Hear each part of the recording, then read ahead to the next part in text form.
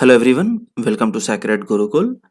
In this session, we are going to discuss about interview guidance lecture of RCC part 1. You can say design of reinforced cement concrete. इसी तरीके से हम one by one सारे subject का cover करेंगे, but इस session में सिर्फ और सिर्फ हम आरसीसी कवर करने वाले हैं। RCC interview point of view से एक काफी इंपॉर्टेंट सब्जेक्ट है, क्योंकि आरसीसी में कभी सब्जेक्टिव क्वेश्चंस पूछे जा सकते हैं, जो कोडल प्रोविजंस हैं उनसे सवाल पूछे जाते हैं, जो प्रैक्टिकल एस्पेक्ट्स हैं उनसे सवाल पूछे जाते हैं। तो आरसीसी एक ऐसा सब्जेक्ट है जो चाहे वो हाईवे इंजीनियरिंग की बात करो, बिल्डिंग मटेरियल की बात करो, बिल्डिंग कंस्ट्रक्शंस की बात करो, कहीं पे भी अगर बात किसी भी तरीके के कंस्ट्रक्शंस की बात करते हो तो आरसीसी आएगा ही आएगा। चाहे वो डिपार्टमेंट कोई सा भी हो, आरसीसी आएगा। तो आरसीसी एक अपना एक इंपॉर्टेंट और मेजर रोल प्ले करता है इंटरव्यू में। तो इस सब्जेक्ट को काफी अच्छे से पढ़ना है, अच्छे से जानना है। इसके साथ साथ जितने भी सब्जेक्ट हैं, चाहे आप आरसीसी की बात कर लीजिए, स्टील की बात कर लीजिए, स्ट्रक्चर की बात कर लीजिए, सॉइल, एनवायरनमेंट, हाईवे, आपको फ्लूइड मैकेनिक्स हो गया, हाइड्रोलॉजी हो गया, इरिगेशन हो गया, हर एक सब्जेक्ट का जो कोर्सेस है वो हमने कवर करा दिया है। पार्ट 1 जो बड़े सब्जेक्ट हैं it will take 3 to 4 hours, and जो छोटे सब्जेक्ट हैं इट विल टेक 1 आवर, किसी में 2 hours, that depend upon the subject to subject. जो बड़े सब्जेक्ट बी ऑब्वियसली उसमें ज्यादा समय लगेगा। तो इस तरीके पूरा का पूरा कोर्स जो है ना वो कंप्लीट करा दिया है, और वो कोर्स टोटली फ्री है। There is no any charges for these courses. So must go to the sacredgurukul.com पे चले जाइएगा, वेबसाइट पे ऐप भी है, वहां पे जाके आप अपना सीजीपीएससी से इनरोल कर लीजिएगा फ्री कोर्सेज में। तो आपको ये सारे के सारे एक्सेस मिल जाएंगे। अगर कोई दिक्कत है तो लास्ट में नंबर दिया हुआ है, डिस्क्रिप्शन बॉक्स में नंबर दिया हुआ है, टेलीग्राम चैनल दिया हुआ है, वहां से आप कांटेक्ट कर सकते हैं। सो चलिए शुरू करते हैं आज का जो सेशन है, आरसीसी पार्ट 1। देखिए, सबसे पहले अगर हम चैप्टर नंबर 1 की बात करें, कि चैप्टर नंबर 1 जो होता है, सबसे पहले इंट्रोडक्शन की बात करें कि इंट्रोडक्शन से किस तरीके के सवाल आने के चांसेस होते हैं। तो अगर आपसे पूछा जाए कि आरसीसी में कि आरसीसी सबसे पहले क्या है, तो at least you should know the RCC के बारे में कि आरसीसी होता क्या है। उसके बाद आरसीसी के साथ पूछा जाता है कि प्लेन सीमेंट कंक्रीट क्या होता है, प्लेन सीमेंट कंक्रीट पीसीसी क्या होता है। उसके बाद एक सवाल ये बनता है कि आरसीसी और पीसीसी में डिफरेंस क्या होता है। अब आपको जैसे कि पता है कि आरसीसी में आप रेनफोर्समेंट यूज करते हैं, तो क्या पीसीसी में हम रेनफोर्समेंट कहीं पे यूज करते हैं, या फिर एग्जैक्टली कुछ मतलब सिर्फ और सिर्फ पीसीसी में हम प्लेन सीमेंट कंक्रीट ही यूज करते हैं, इसमें किसी तरीके का रेनफोर्समेंट यूज नहीं करते। एक सवाल ये बनता है, तो उसमें क्या जवाब होगा आपको। सबसे पहले आपको ये बता देता हूं कि मिनिमम जो स्ट्रक्चरल लोड को बियर करने के लिए जो रेनफोर्समेंट रिक्वायर्ड है, जैसे कि अगर हम फाउंडेशंस की बात करते हैं तो हम वहां पे पीसीसी में भी हम रेनफोर्समेंट यूज करते हैं। कहने का मतलब आरसीसी में तो आपको क्लियर है कि रेनफोर्समेंट यूज करते हैं, लेकिन पीसीसी जो प्लेन सीमेंट कंक्रीट होता है, प्लेन सीमेंट कंक्रीट में भी हम रेनफोर्समेंट का यूज करते हैं। Got it. पहला डिफरेंस आपको क्लियर हो गया कि आरसीसी और पीसीसी में। पीसीसी के मतलब क्या होगा, जैसे कि दीवार पे जो आप प्लास्टरिंग करते हो, दैट इज अ पीसीसी का पार्ट। तो इसमें आपको किसी तरह का एनफोर्समेंट नहीं दिखता, लेकिन पीसीसी आप फाउंडेशन पे भी करते हो ना, फाउंडेशन के नीचे, तो वहां पे आप पीसीसी करते हो, वहां पे मिनिमम रेनफोर्समेंट आप प्रोवाइड करते हैं। तो ये बेसिक डिफरेंस हो गया आरसीसी और पीसीसी का। कि एक्चुअली पीसीसी जो प्लेन कंक्रीट होता है, प्लेन कंक्रीट का क्या होता है, it is the mixture of sand, gravel, cement, water.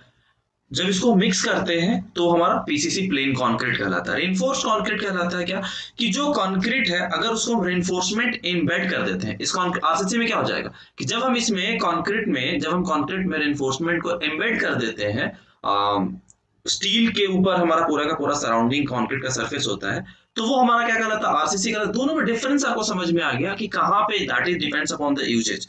तो आरसीसी क्या कहलाता है और पीसीसी क्या कहलाता है, ध्यान से चीजों को सुनते जाइएगा। पहला तो सवाल ये बनता है। दूसरा क्वेश्चन आपको ये बनेगा, दूसरा सवाल ये बनता है कि आपका जो ग्रेड क्या कहलाता है, ग्रेड ऑफ द कंक्रीट। तो देखिए, जैसे कि आपको पता है कि ग्रेड ऑफ द कंक्रीट की अगर हम बात करते हैं, तो कैसे आप ग्रेड का फाइंड आउट कर, आपने सुना होगा कि M15 होता है, M10 होता है, M20 होता है, M25 होता है, M30 होता है। तो ग्रेड ऑफ द कंक्रीट तो आपसे पूछ रहे थे कि ठीक है भैया, ये grade of the concrete M10, M20, M30, M50 जो भी होगा, मान लें कि M20 की बात करते हैं। तो अब इसमें दो चीज है, एक आपका M कहलाता, बोला कि भाई इसमें ये बताओ कि M क्या होता है, 20 क्या होता है। तो M is the mix design and 20 is the characteristic strength. M is the mixed design and 20 is the characteristic strength. अब आपसे पूछता है क्रॉस क्वेश्चनिंग के लिए कि अब आप बताइए कि कैरेक्टरिस्टिक स्ट्रेंथ क्या होता है। ये भी एक सवाल होता है। तो कैरेक्टरिस्टिक स्ट्रेंथ आपको बताना है कि कैसे हम फाइंड आउट करते हैं या फिर क्या होता है कैरेक्टरिस्टिक स्ट्रेंथ। दूसरी चीजें तो ये क्रॉस क्वेश्चनिंग में आपको बन सकता है कि जब ग्रेड ऑफ द कंक्रीट की बात करेंगे तो M20 द ग्रेड कंक्रीट है, M15 जो भी है, M20 हो गया, M15 हो गया, 20 हो गया, M25 हो गया। अब इसमें एक सवाल ये आता है कि स्टैंडर्ड ग्रेड की बात करते हैं, हाई स्ट्रेंथ ग्रेड की बात करते हैं, नॉर्मल ग्रेड की बात करते हैं, तो वो चीजें आपको जानना जरूरी है। उसके साथ साथ आपको ये भी पूछेंगे कि ठीक है, जब ग्रेड ऑफ द कंक्रीट जो हम निकालते हैं वो कैसे मेजर करते हैं, कैसे फाइंड आउट करते हैं। तो compressive strength measured by the standard cube test. तो जो स्टैंडर्ड क्यूब टेस्ट का जो साइज होता है वो कितने का क्यूब होता है, 150 का। कितने का साइज होता है, 150 इंटू 150 इंटू 150। तो जो स्टैंडर्ड क्यूब साइज होगा वो कितना होगा, 150 का। कितने दिन के लिए हम टेस्ट, कितने दिन उसको जैसे क्यूब बनाया, तो क्यूब बनाने के बाद ऑब्वियस सी बात है कि 24 घंटे के बाद उसको कास्ट किया, मतलब कास्टिंग किया, पूरा पूरा 3 लेयर में फिल किया, 3 लेयर में को जो रैमर यूज करते हैं, रैमर के थ्रू फिल किया, उसे क्यूब बनाया। क्यूब निकालने को जो स्ट्रेंथ जो टेस्ट करें कितने दिन के बाद, 28 डेज के बाद। 28 डेज के बाद। तो ये आपको एक कंडीशन आता है, इस तरीके से सवाल पूछ लेते हैं। इसके बाद एक चीज पूछते हैं आपसे और कि अगर मान लें कि 10 क्यूब टेस्ट किया हमने, तो 10 क्यूब में अगर इंडिविजुअल वेरिएशंस हो रहे हैं तो कितना वेरिएशंस तक हम अलाउ करते हैं या किससे कम तक नहीं होना चाहिए। तो इंडिविजुअल जैसे मान लें कि 10 क्यूब टेस्ट किया ना, तो 10 क्यूब में इंडिविजुअल वेरिएशन जो होना चाहिए वो 15% से ज्यादा नहीं होना चाहिए। कितना, it should not be more than, याद रखिएगा 15%, यानी कि प्लस माइनस 15%। गॉट इट ना, 15% से ज्यादा कम में नहीं वेरिएशन होना चाहिए। तो ये चीज आपको आता है, it should not be more than. Individual जो वेरिएशंस की बात करेंगे ना कि इट शुड नॉट बी, क्या कौन सा है, तो इंडिविजुअल वेरिएशन, इसको आप ऐसे लिख सकते हैं, इंडिविजुअल वेरिएशन।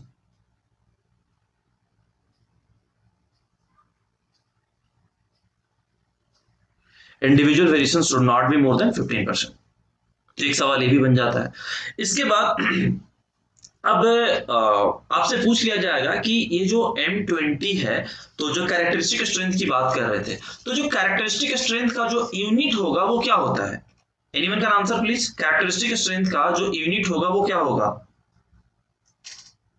बताइए, आंसर करिए। कैरेक्टरिस्टिक स्ट्रेंथ का जो यूनिट होगा वो क्या होगा, please right in the comment box. तो दैट इज द न्यूटन पर एमएम स्क्वायर। न्यूटन पर एमएम स्क्वायर क्या हो जाएगा, इसको यूनिट है कैरेक्टरिस्टिक स्ट्रेंथ का, न्यूटन पर एमएम स्क्वायर। अब देखो यहाँ पे फ्लेक्सुरल स्ट्रेंथ की बात करते हैं या फिर कभी कभी भी पूछ लेते हैं कि भाई ये बताइए कि मीन स्ट्रेंथ क्या होता है, स्टैंडर्ड डेविएशन क्या होता है, फ्रीक्वेंसी डेंसिटी क्या होता है। ये सारे सवाल भी बनने के चांसेस होते हैं। और किसी को कोई भी दिक्कत होता जाएगा, please right in the comment box. ये 1 घंटे प्लस का क्लास चलने वाला, 1.5 घंटे तक चलेंगे लगातार ये क्लास।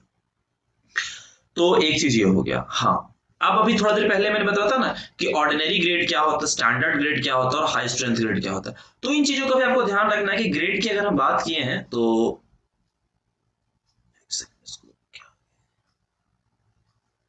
जैसे ग्रेड की बात की है, तो ग्रेड ऑफ कंक्रीट जो होता है, अगर हम बात करते हैं M10, M15, M20, तो ये तीनों क्या कहते हैं, ऑर्डिनरी। कभी कभी ये भी पूछ लेते हैं कि आपने बता दिया कि M10, M20, M30, तो बोले कि स्टैंडर्ड है कि ऑर्डिनरी है। स्टैंडर्ड की बात करेंगे तो M25 से लेके M55 तक क्या कहलाता है, स्टैंडर्ड कहलाता है। ठीक है, अब M55 से कितना हो जाएगा, M60 से लेके M90 तक को क्या कहेंगे हम, उसको हम हाई स्ट्रेंथ कहेंगे। गॉट इट, ये हाई स्ट्रेंथ कहेंगे। That's great.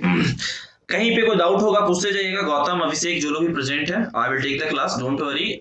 जैसा कि आप लोगों को फीडबैक मिला तो उसके लिए आप वरीड नहीं हो, कहीं पे कोई दिक्कत हमेशा से बोलना, कोई भी दिक्कत हो तो मैं हूं अवेलेबल।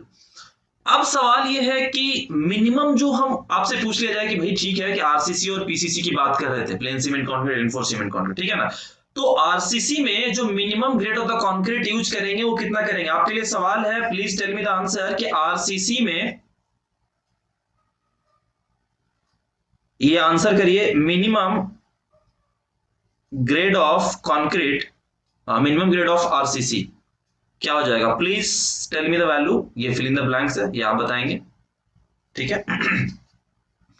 अब सुनिए, अब दूसरा सवाल बनता है पहले, क्योंकि इसमें सबसे इंपॉर्टेंट है पहला chapter, that is the introduction chapter, beam वाला चैप्टर। हमेशा से मैंने बोला, चाहे वो इंटरव्यू के लिए हो या फिर कोर्सेज के लिए हो, कहीं पे भी। तो मिक्स डिजाइन की बात करते हैं हम। तो मिक्स डिजाइन क्या होता है? तो मिक्स डिजाइन में बेसिकली क्या करते हैं कि it's economical section of relative properties of various ingredient of concrete. क्या होता है? It's economical section of relative properties of various ingredient of the concrete. So इसकी भी बात कर रहे हैं तो ये भी दो तरीके का होता है, एक होता है नॉमिनल मिक्स, एक होता है डिजाइन मिक्स। आंसर है किसी का? 20 Jyoti and Abhishek, that's great, M20, ठीक है, बिल्कुल सही है, दैट इज द M20। तो यहां तक क्लियर है? ग्रेड ऑफ द कंक्रीट में सबको क्लियर है ना कि ग्रेड ऑफ द कंक्रीट क्या कहलाता है? अब आ जाइए कंक्रीट मिक्स डिजाइन की बात करते हैं, इससे क्या सवाल पूछा जा सकता है?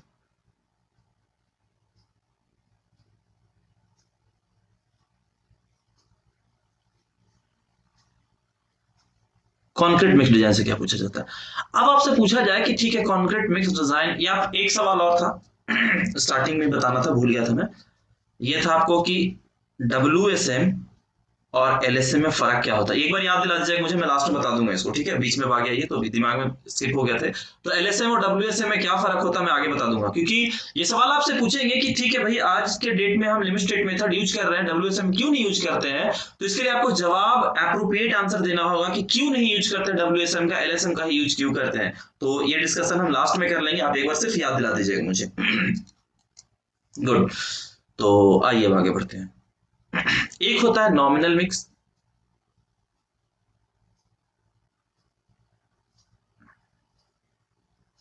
क्या होता है? Nominal mix. और दूसरा वाला क्या होता है? Design mix. Design mix. तो नॉमिनल मिक्स जो यूज करते हैं ना, जो नॉमिनल मिक्स जो यूज करते हैं हम, up to the grade of M20 only, up to grade of M20 only, got it. और डिजाइन मिक्स की बात करें तो उससे ऊपर आ जाता है। तो ये नॉमिनल मिक्स हो गया, डिजाइन मिक्स हो गया। अब क्या होता है कि कुछ जैसे कि रेशियो अगर आपको पता होगा कि आपसे सवाल पूछेंगे कि जैसे आपने बता दिया कि M10 हो गया या M15 हो गया या M20 हो गया, तो आपसे पूछेंगे कि ये बताइए कि M20 में जो रेशियो होता है प्रोपोर्शन ऑफ द सीमेंट और फाइन एग्रीगेट्स और कोर्स एग्रीगेट का, उसका प्रोपोर्शन क्या होता है? तो मैं उल्टे तरीके से लिख रहा हूँ, M20 से स्टार्ट करते हैं, जैसे M20 तक अगर आपने बोल दिया तो बोलेंगे प्रोपोर्शन कितना होता है बताइए। तो सीमेंट 1 पार्ट, और उसके बाद फाइन एग्रीगेट्स यानी कि सैंड बोलते हैं, उसके बाद कोर्स एग्रीगेट यानी कि 1, 1.5 और 3। फिर M15 की बात करेंगे तो M15 कितना हो जाएगा? 1, 2, 4, ठीक है। इस तरह से M10 1, 3, 6 होता है। क्लियर है ना? इस तरीके के सवाल आपको पूछा जा सकता है आपको इंटरव्यू में, तो इन चीजों का ध्यान रखना है। और ये भी याद रखना है कि कहां तक प्रोपोर्शंस हम यूज कर रहे हैं। M7.5 हो गया, बता ही देता हूं चलिए।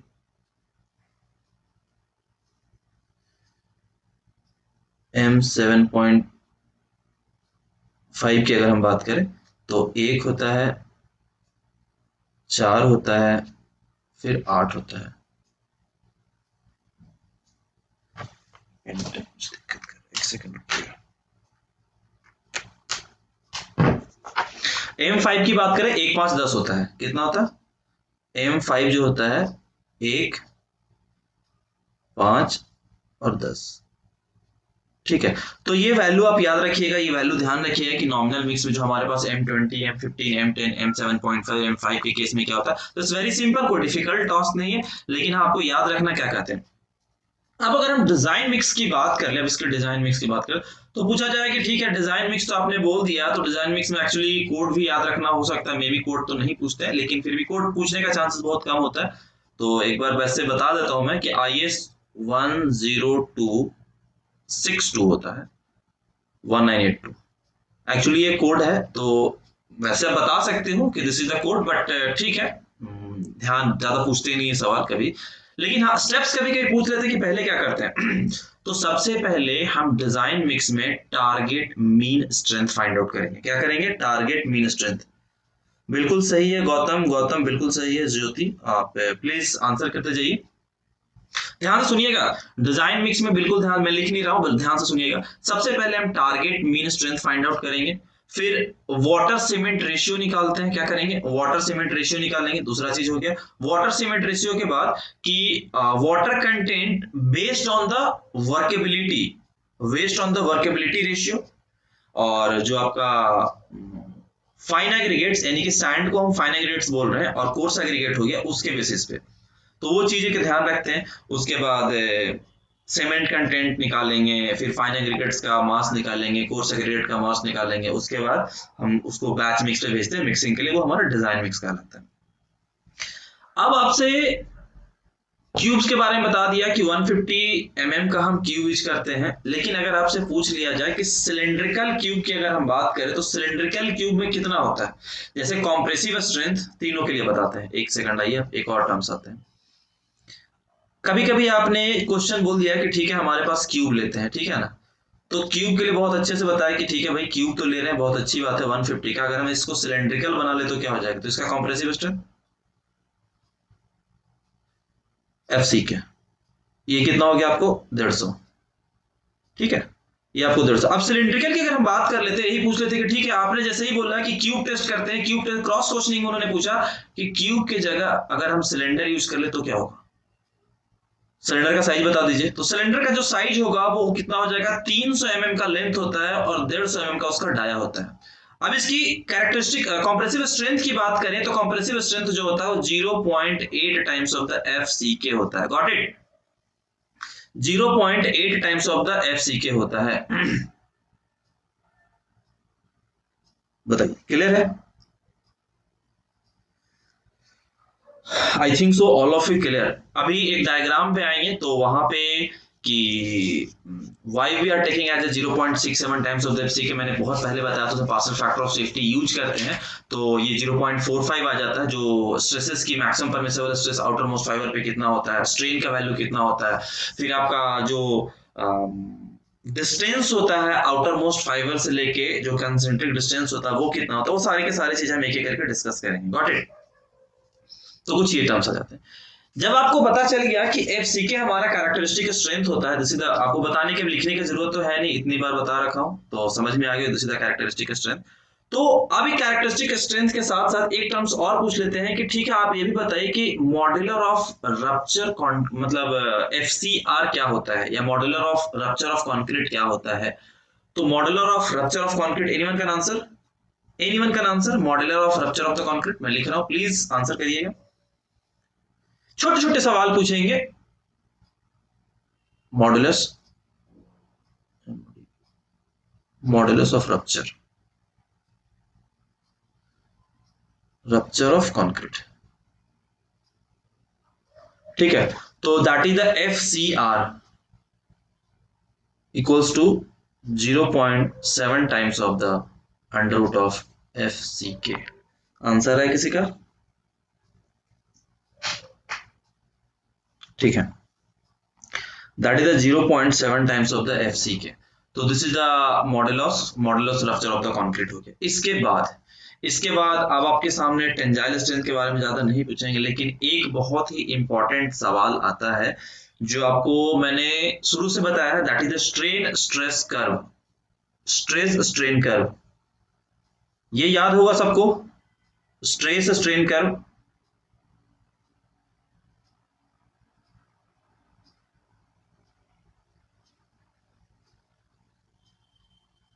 स्ट्रेस स्ट्रेन कर्व, तो जो स्ट्रेस स्ट्रेन कर्व होगा वो, अब तो मैं दोबारा से आज नहीं बताऊंगा क्योंकि ये काफी सिंपल चीजें हैं तो बताने की जरूरत नहीं है, बट इन चीजों का एक बार देख लीजिएगा। जिन्होंने नहीं पता है तो पूछ लीजिए कि कहाँ पे आपको डाउट है।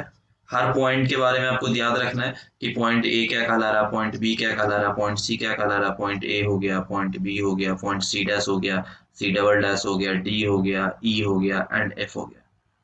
ठीक है, तो ए हो गया, ये B, C dash, C double dash, D हो गया, ई हो गया। एक बार मैं दोबारा से रिपीट करा देता हूं, ए जो होता है प्रोपोर्शनल लिमिट होता है और ओ से ए तक स्ट्रेट लाइन होता है, कर्व स्टार्ट होता है हमारा ए के बाद, जिसमें हुक्स लॉ जो वैलिड होता है, सवाल ये पूछता है कि हुक्स लॉ कहां तक वैलिड होता है, प्रोपोर्शनल लिमिट तक वैलिड होता है या फिर इलास्टिक लिमिट तक वैलिड होता है। बिल्कुल सही है अभिषेक एंड गौतम। तो ये चीज मैं रिपीट करा दे रहा हूं, मैं एक सेंटेंस नहीं लिख रहा हूं, बल्कि ध्यान से सुनिएगा कि इसमें आपका स्ट्रेस है सिग्मा हो गया, यहाँ पे एप्सिलॉन होता है। तो ए जो पॉइंट है, आपका प्रोपोर्शनल लिमिट है, बी आपका इलास्टिक लिमिट है, C dash is the upper yield point, C double dash is the lower yield point.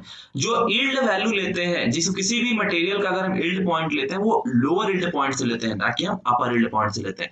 C dash से डी के बीच का जो जोन को बोलते हैं वो यील्ड प्लेटू बोलते हैं, this is also called the perfectly plastic zone बोलते हैं। उसमें क्या होता है कि बिना किसी लोड को इंक्रीज किए हमारा स्ट्रेन दिखता है। क्या दिखता है? स्ट्रेन दिखता है up to the point D तक। डी से लेके ई पॉइंट को हम स्ट्रेन हार्डनिंग पॉइंट बोलते हैं और ई से लेके एफ तक स्ट्रेन सॉफ्टनिंग पॉइंट बोलते हैं। डी पॉइंट को हम क्या बोलेंगे कि strain hardening start from at D and E point is the ultimate point and F point is the fracture point. तो ये सारे के सारे पॉइंट्स आपको ध्यान में रखने हैं। अगर आपसे पूछ लिया गया कि ग्राफ बनाने के लिए, सपोज दैट, वैसे तो दे नहीं रहे ग्राफ बनाने के लिए, पेपर पेन शायद नहीं मिल रहा है, अगर इन केस किसी का मिल गया तो मे भी पूछ सकते हैं। वैसे पूछ रहे हैं कि हुक्स लॉ कहां से कहां तक वैलिड होता है, आपको इलास्टिक लिमिट क्या होता है, यील्ड लिमिट क्या होता है, प्लास्टिक लिमिट क्या होता है, अल्टीमेट पॉइंट क्या होता है, फ्रैक्चर पॉइंट क्या होता है। तो ये सारी चीजों को आपको एक एक करके बताना होगा।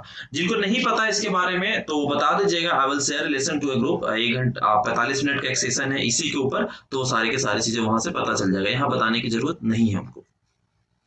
अब आता है stress strain curve of the mild steel, है एमएस है।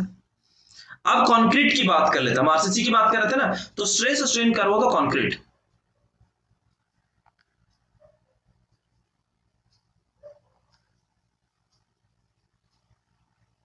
Stress strain curve of the concrete,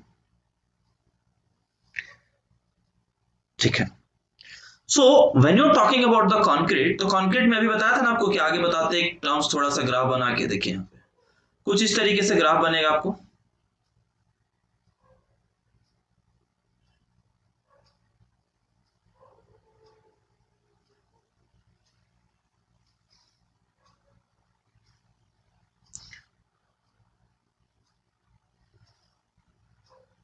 देखिए, जहां से पैराबोलिक प्लस रेक्टेंगुलर, इस चीज का याद रखिएगा, that the graph is the parabolic plus rectangular, तो इस चीज का ध्यान रखना। ये होता है 0.002, ये होता है 0.0035।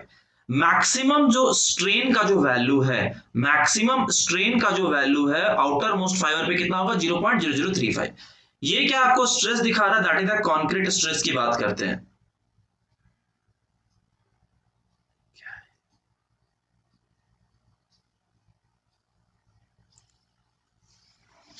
तो ध्यान सुनिए, ये कुछ आई डोंट नो ये हैंग क्यों कर रहा है। कंक्रीट स्ट्रेस की बात करते हैं, तो कंक्रीट स्ट्रेस में क्या होता है, इस साइड एफ सी के आपको इधर आएगा, ठीक है ना। तो अब यहाँ पे 0.002 हो गया, 0.0035 हो गया, तो जो कंक्रीट जो क्या कहलाता है? एफ सी के। ये क्या कहलाएगा? एफ सी के एक्चुअल जो होता है। एक्चुअल के बाद क्या होता है? आइडियलाइज आता है, that is 0.67 times of the FCK. कितना होगा? 0.67 times of the FCK. Actually codal provision है, कोडल वैल्यू है, और ये जो होता है इसमें पार्शियल फैक्टर ऑफ सेफ्टी हम यूज कर रहे हैं 0.67 एफसीके बाय 1.5, जब इसमें ऐड कर देंगे तो ये हो जाएगा 0.45 टाइम्स ऑफ एफसीके। यही पढ़ाया था आपको। तो ये ग्राफ आपको याद रखना है, ग्राफ में मतलब एक्चुअल कैरेक्टरिस्टिक स्ट्रेंथ होगा कि high strength of the concrete. ये केस में आ गया स्ट्रेस के केस में, जो जहां से टर्न करता है, जहां से कर्व चेंज होता है पैराबोलिक से रेक्टेंगुलर के फॉर्म में, दैट इज 0.002, और मैक्सिमम आउटर मोस्ट फाइबर पे जो हमारा स्ट्रेन का जो वैल्यू, दैट इज 0.0035। तो ये जो टर्म्स है इसको डॉटेड लाइन से शो कर देते हैं। ये क्या कहलाता है? एफसी के, जो भी होगा हमारा, किसी भी कंक्रीट की बात कर ले, M20 M25 जो भी आपको लगता है, M30 M35 जो भी है, तो इसी ग्राफ पे हमारा काम होगा। तो M25 से स्टार्ट हो गया, M25 हो गया, M30 हो गया, M35 हो गया। तो कहने का मतलब हो गया कि जो आपको डिजाइन स्ट्रेस की बात करें, design stress is how much? 0.45 times of the FC के। आइडियलाइज्ड कर्व जो देता है as per the code, that is 0.67 times of the FC के, और जो आपका एक्चुअल जो होता है वो कितना? एफसी के, ओनली एफसी के। एफसी के का वैल्यू आप कोई भी कंसीडर कर सकते हो। हम 0.67 times of the F C के क्यों लेते हैं? अब आपके सामने ये सवाल पूछा जाए कि why we are taking as 0.67 times of the F C के, क्लियर है? तो when the size beyond 450 mm, when the size beyond 450 mm, there is no decrease in the compressive strength. यहां पे नीचे लिख देता हूं, एक लाइन लिख देता हूं छोटू सा,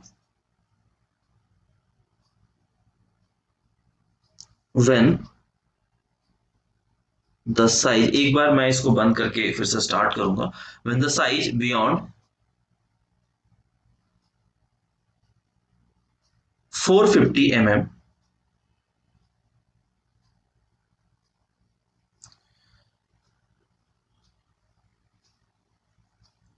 खुद ही से बंद हो गया ये,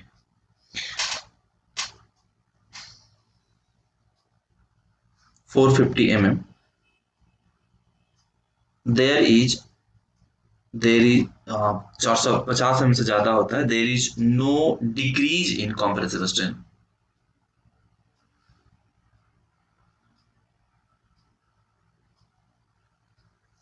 compressive strength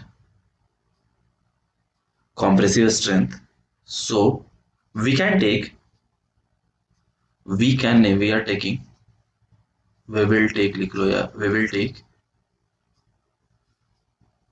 कितना 0.67 times of the F C के, 450 mm से जब ज्यादा होता है तभी वैल्यू लेते हैं। क्लियर हो गया? कभी कभी ये पूछ लेते हैं कि भाई आप ही बताइए कि 0.67 तो आपने बताया, लेकिन क्यों ले रहे हैं? इसके पीछे कोई ना कोई तो रीजन होगा ना, एवं ही थोड़े ले लेंगे।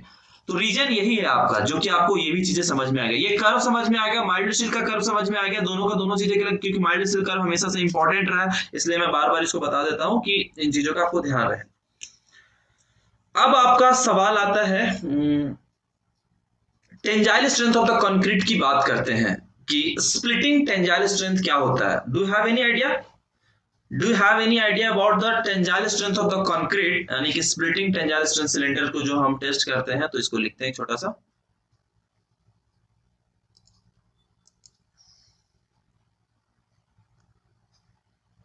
Tensile strength of concrete. इसमें क्या सवाल पूछा जा सकता है? रवि, गौतम, अभिषेक, ज्योति या फिर जो लोग भी और प्रेजेंट हैं, प्लीज बताइए if anyone having any doubt, any query, या फिर ठीक है। तो स्प्लिटिंग टेंजाइल स्ट्रेंथ क्या कहलाता है? या फिर स्प्लिटिंग टेंजाइल स्ट्रेंथ के लिए पूछें कि ठीक है कि एफसीटी का वैल्यू क्या हो जाएगा, that is 0.66 times of the FCR, directly बताते हो, लेकिन कैसे कि डायरेक्ट टेंजाइल स्ट्रेंथ क्या होता है, स्प्लिटिंग टेंजाइल, दो तरीके के हो जाएंगे।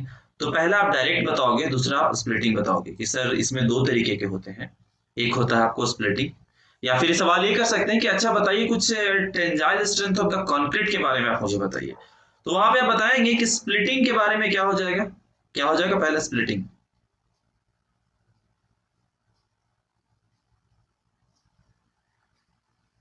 और दूसरा जो होगा यानी कि F C R equals to 2p by pi D L, यानी कि that is 0.66 times of the F C R होता है। अभी आपको पीछे बताया था एफ सी आर का वैल्यू, और वही पूछ लिया कि भाई ठीक है स्प्लिटिंग तो बता दिया, कुछ डायरेक्ट टाइप का भी होता है क्या? तो हाँ जी, डायरेक्ट टाइप भी होता है। तो डायरेक्ट टेंजाइल स्ट्रेंथ, तो डायरेक्ट टेंजाइल स्ट्रेंथ क्या होता है? That is 0.5 minus 0.625 times of the F C R. तो ये टर्म्स आपको बताने होंगे वहां पे। और इसके बाद जो सिलेंडर का जो लेंथ होता है वो कितना होता है, कॉन्क्रीट सिलेंडर की अगर हम बात करते हैं, तो जो लेंथ होता है वो 300 mm का डायमीटर लेंथ होता है, 150 mm का डायमीटर होता है। सारी चीजें आई थिंक सो क्लियर है अभी तक? प्लीज रिप्लाई, रवि, गौतम, जो लोग भी प्रेजेंट हैं प्लीज टेल मी। अब सवाल आपके सामने ये होता है कि पार्शियल फैक्टर ऑफ सेफ्टी की बात करते हैं कि पार्शियल फैक्टर ऑफ सेफ्टी क्या होता है, स्ट्रेस स्ट्रेन कर्व की बात करते हैं। तो partial factor of safety for the concrete is 1.5, और स्टील के लिए आप बताएं कि पार्शियल फैक्टर ऑफ सेफ्टी आप कितना लेते हो। स्टील के लिए आप मुझे बताएंगे कि पार्शियल फैक्टर ऑफ सेफ्टी कितना लेते हैं।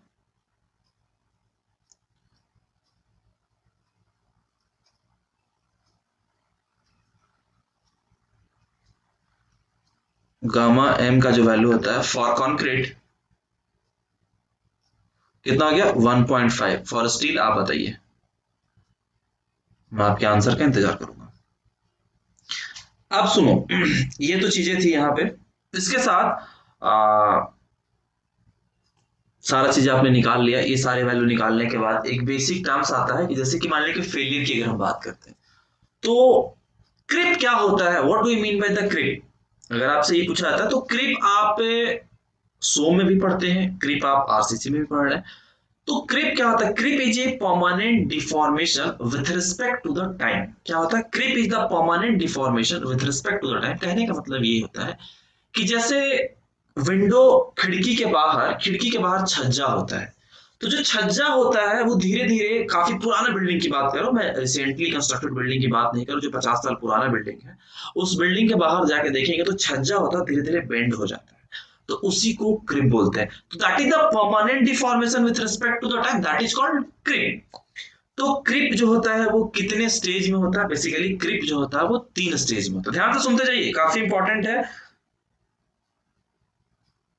रवि रंजन, अगर आपसे क्वेश्चन पूछा जाएगा कि पार्शियल फैक्टर ऑफ सेफ्टी क्या होता है, तो बच्चे आप 0.87 FY कैसे बताएंगे। द करेक्ट आंसर अगर आपसे एक वर्ड में पूछा जाएगा तो 1.15 हो जाएगा ना। ठीक है, ये एग्री कि 0.87 FY से ही हम कैलकुलेट करते हैं, लेकिन वहां पे आपको इस तरीके से जवाब देना है जो वो पूछना चाहते हैं। जब मैंने आपको पूछा कि कंक्रीट के लिए अगर मैंने आपके सामने बोला है 1.5, तो स्टील के लिए आप सीधा 1.15 बताएंगे ना। आप कैरेक्टरिस्टिक स्ट्रेंथ के फॉर्म में मत देखिए, कभी भी जो इंटरव्यूअर होंगे उनको ब्लफ नहीं देना है। एक चीज और मैं आपको बता देता हूँ, उनको ब्लफ नहीं देना है, क्योंकि आपको अच्छे से पता है कि ही इज आपसे कहीं ज्यादा उनको नॉलेज है, कहीं ज्यादा चीजों को जान रहे, तभी ये पूछ रहे हैं।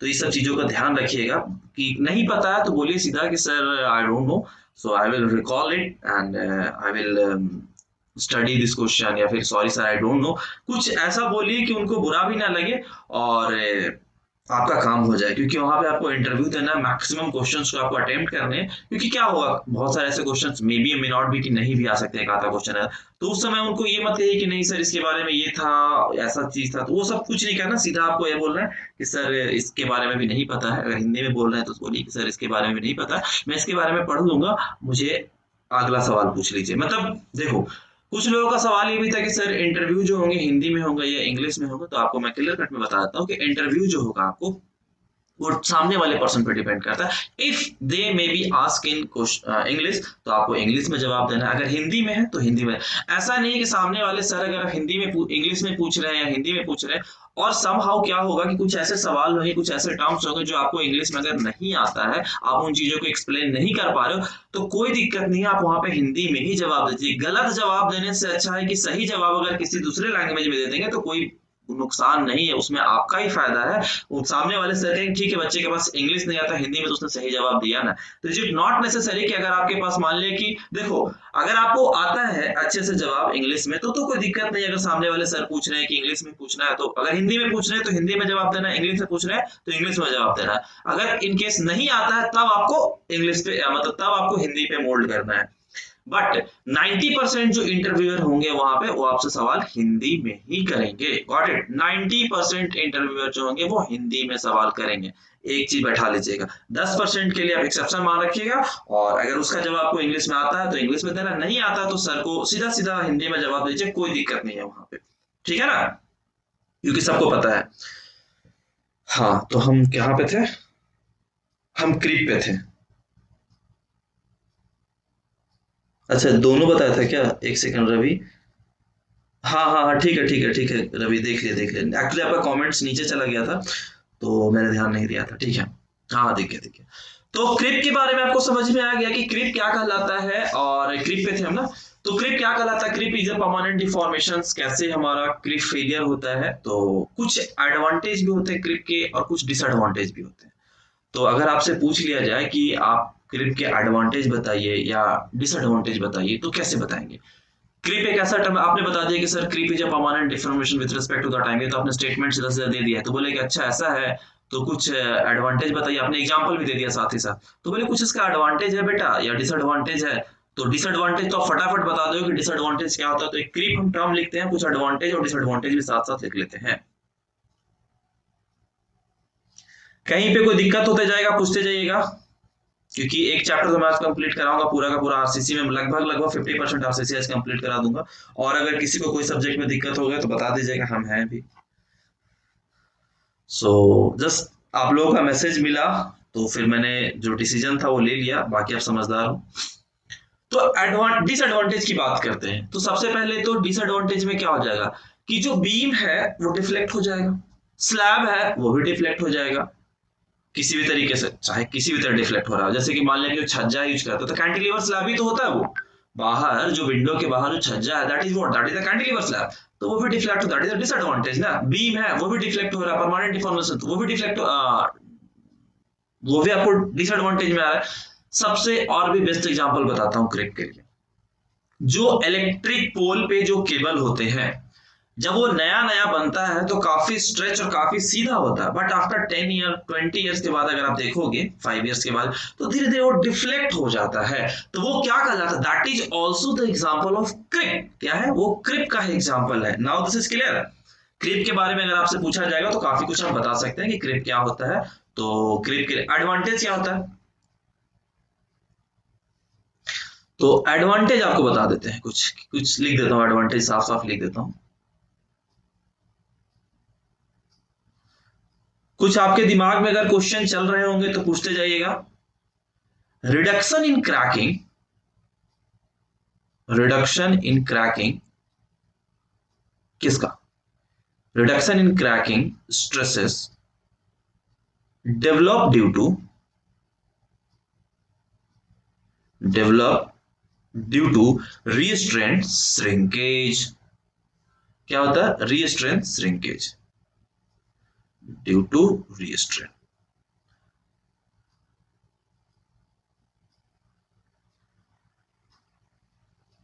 श्रिंकेज, ठीक है ना, रीस्ट्रेंट श्रिंकेज। और भी होते हैं, एक और एडवांटेज इसका कि एक और स्ट्रेस का रिडक्शन होता है, किसके कारण, जो डिफरेंशियल सेटलमेंट होता है किसमें, इनडिटरमिनेट स्ट्रक्चर में। देखो अब यहाँ पे जैसे आप बोलोगे कि दिस इज ऑल्सो एडवांटेज है कि इनडिटरमिनेट स्ट्रक्चर में डिफरेंशियल सेटलमेंट होता है वहां पे स्ट्रेस का रिडक्शन होता है। तो बोलेंगे कि इनडिटरमिनेट स्ट्रक्चर क्या होता है, क्रॉस क्वेश्चनिंग तुरंत होता है कि आपने कुछ भी स्टेटमेंट देना है ना तो आपको उस बारे में पता होना चाहिए, तुरंत पूछेंगे कि अच्छा इनडिटरमिनेट स्ट्रक्चर क्या होता है। तो आपको वहां पे बताना है कि डिटरमिनेट स्ट्रक्चर और इनडिटरमिनेट, जिसको हम इक्विलिब्रियम कंडीशन से एनालाइज नहीं कर सकते हैं उसको हम इनडिटरमिनेट स्ट्रक्चर बोलते हैं। तो आप पूछेंगे इक्विलिब्रियम कंडीशन क्या होता है, तो summation of F X equals to 0, summation of F Y equals 0, summation of M Z equals to, this is the equilibrium condition. तो ये सारी चीजें भी आपको एक एक करके पता होना चाहिए कि इक्विलिब्रियम कंडीशंस क्या है, या फिर इनडिटरमिनेट स्ट्रक्चर क्या है, या डिटरमिनेट स्ट्रक्चर क्या है। Got it. तो आ जाइए इधर। क्या बताया था, इनडिटरमिनेट स्ट्रक्चर, तो रिडक्शन इन स्ट्रेसेस। एक चीज और आप लोगों के लिए है कि आप लोग के पास एक हैंडबुक होता है, अभी इधर रखा हुआ, मैं लास्ट में बता दूंगा, शायद वो खन्ना पब्लिकेशन का हैंडबुक है, या फिर ग्रुप में मैं उसका फोटो भेज दूंगा, उसको आप मंगवा लीजिएगा। स्ट्रेस ड्यू टू, ठीक है ना, differential settlement in indeterminate structure.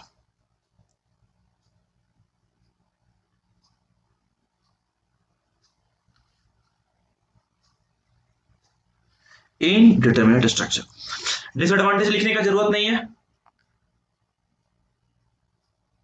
Disadvantage लिखने का जरूरत नहीं है, आई होप सबको क्लियर है। हाँ जी, तो डिसएडवांटेज लिखने, अब इसमें इनडिटरमिनेट स्ट्रक्चर में बताया आपको दो चीजें कि इनडिटरमिनेट स्ट्रक्चर में आपसे ये पूछ सकते हैं कि हम्म, क्या होता है इनडिटरमिनेट स्ट्रक्चर, क्या होता है। उसके बाद बताया कि जिसपे आपको इक्विलिब्रियम कंडीशन अप्लाई, जो स्ट्रक्चर को एनालाइज करने के लिए इक्विलिब्रियम कंडीशन अगर सफिशिएंट नहीं होता है तो हमारा इनडिटरमिनेट स्ट्रक्चर कहलाता है, और जिसमें इक्विलिब्रियम कंडीशन से हम एनालाइज कर देते स्ट्रक्चर को, क्या कहलाएगा, डिटरमिनेट स्ट्रक्चर। तो ये दो चीजें हो गया कि आपको क्रिप के केस में क्या होता है। तो अब आपसे ये भी पूछा जा सकता है कि क्रिप जो है वो किस पे डिपेंडेंट होता है, या फिर क्रिप के साथ एक और टर्म्स याद आ गया, shrinkage. That is also important part कि श्रिंकेज क्या होता है। श्रिंकेज कोई बता सकते हैं श्रिंकेज क्या होता है? आपसे सीधा सीधा जैसे कि क्रिप पूछा, तो क्रिप के साथ साथ आपसे पूछे कि श्रिंकेज का डिसएडवांटेज नहीं लिखते हैं, क्योंकि आई थिंक सबको पता है डिसएडवांटेज क्या क्या होता है। आप लिख सकते हैं श्रिंकेज। श्रिंकेज क्या होता है बच्चा? एनीवन का आंसर श्रिंकेज? तो श्रिंकेज जो है shortening in length of a member. क्या होता है? Shrinkage is the shortening in length of a member और contraction of concrete per unit length due to drying when concrete set. कहने का मतलब है कि जब कंक्रीट सेट होता है तो ऑब्वियस सी बात है कि उसमें वाटर कंटेंट निकलते हैं बाहर। तो जब ड्राई होता है तो उसका जो लेंथ होता है ना, वो कॉन्ट्रैक्ट मतलब वो श्रिंक करता है, वो कॉन्ट्रैक्शन होता है, तो छोटा होता है थोड़ा, उसी को हम क्या बोलेंगे? श्रिंकेज बोलते हैं। तो अभी बताया कि shortening in length of the member और contraction of a concrete per unit length due to the drying when concrete set। Clear है? क्लियर है ना? चलिए एक लाइन लिख देते हैं इसके लिए, हाँ, कि सीधा सीधा आप लिख सकते हो कि शॉर्टनिंग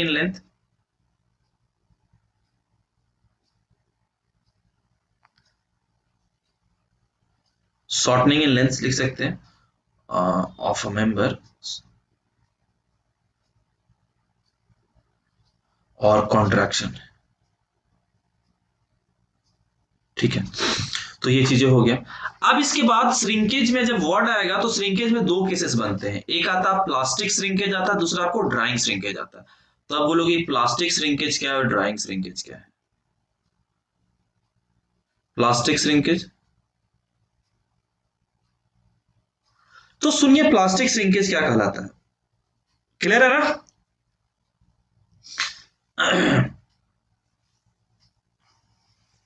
देखिए प्लास्टिक श्रिंकेज क्या कहलाता है कि श्रिंकेज कब होगा? When concrete is in the plastic stage. When concrete is in the plastic stage itself due to the loss of water.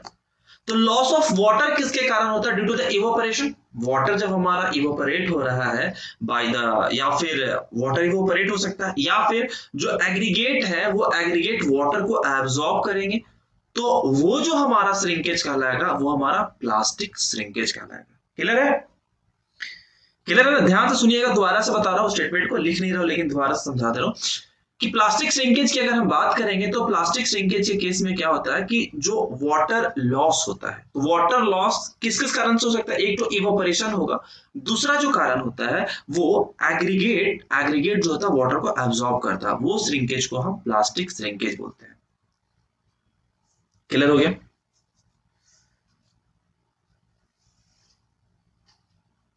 ठीक है, अब ड्राइंग श्रिंकेज क्या कहता है?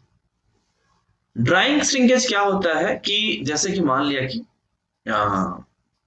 लॉस ऑफ वाटर, ऑब्वियस सी बात है कि लॉस ऑफ वाटर की बात करेंगे, that is hold in the form of the gel. एक सेकंड रुकिए, मुझे लैपटॉप चार्जिंग लाने दीजिए। ठीक है, जस्ट अ मोमेंट, वरना ये बंद हो जाएगा। तब तक आपके दिमाग में कोई भी डाउट आ रहा है, कोई भी क्वेरी आ रहा है तो पूछते जाइए। अभी तक जो भी बताया उसके रिगार्डिंग कोई भी डाउट, कोई भी क्वेरी है तो पूछ लीजिए जल्दी से।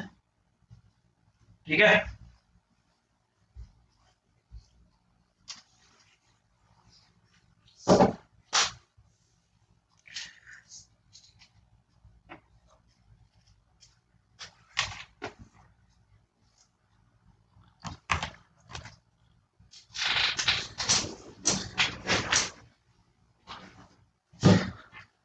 हाँ बताइए, कोई डाउट नहीं है किसी को?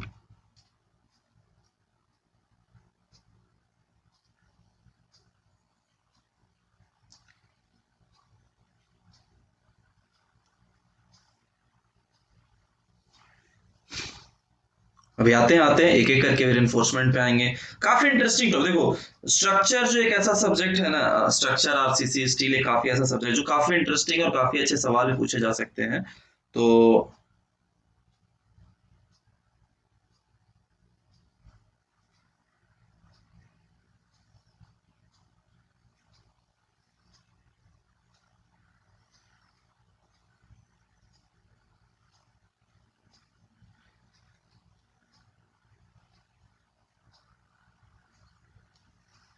चलिए, no doubt, that's great. Sir क्या क्लियर कवर को भी पूछ, हाँ बिल्कुल। ये सीधा सीधा पता है क्या पूछेंगे कि as per the IAS code, as per the IAS code what are the clear, पहले तो पूछेंगे क्लियर कवर कितना हो जाएगा, बीम के लिए कितना है, स्लैब के लिए कितना है, कॉलम के लिए कितना है, या फिर फाउंडेशन के लिए कितना है। तो अभी चलिए वो भी बता देते हैं, थोड़ी देर में, जस्ट अ मोमेंट, वो भी बताते हैं, अभी आएंगे वहां पे भी आएंगे। मैंने बोला ना कि कभी भी आप लोगों को दिक्कत है तो है, हम सारे चीजें के लिए हैं, लेकिन आप बताएंगे तभी तो हम उसका सॉल्यूशन निकालेंगे। जैसे कि आपके आज कमेंट्स आए थे ग्रुप में तो मैं समझ गया था, कोई बात नहीं।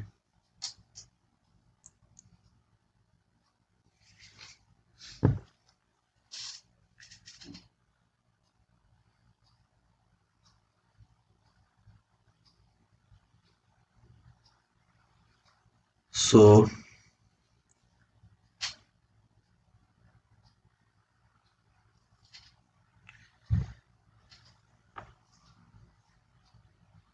चलिए, तो हम कहाँ थे, हाँ, प्लास्टिक श्रिंकेज आपको समझा दिया, ड्राइंग श्रिंकेज की बात करते हैं।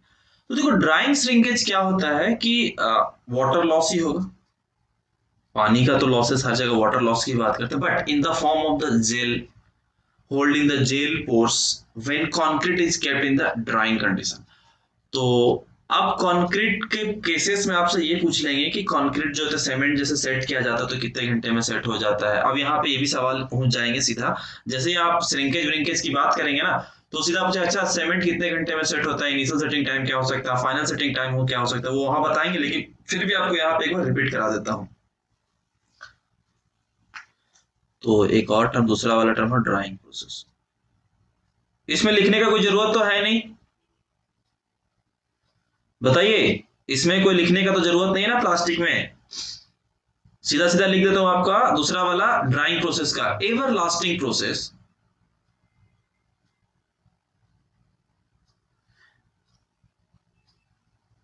Ever lasting process by loss of water.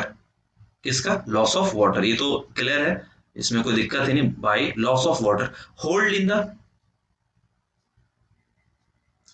ये पेंटा कुछ प्रॉब्लम कर रहा, hold in gel pores, hold in gel pores when concrete is kept,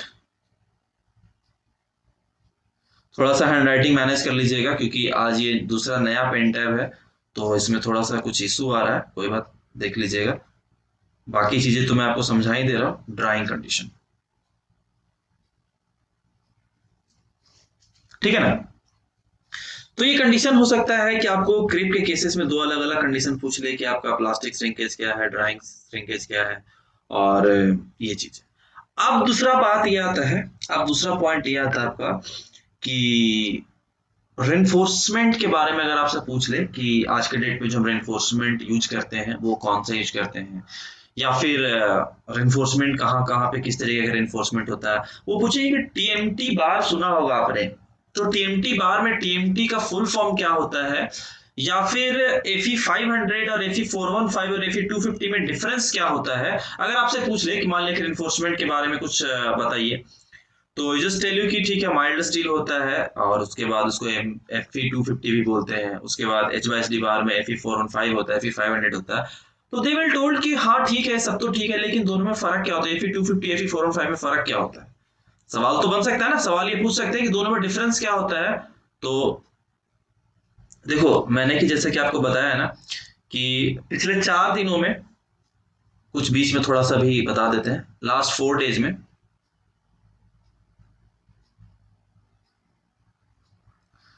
I visited to Patna, Patna 2 लोगों से मिला, दो रिटायर्ड पर्सन अलग अलग डिपार्टमेंट से, रांची, ये भी एक लोग थे रिटायर्ड पर्सन। फिर आपका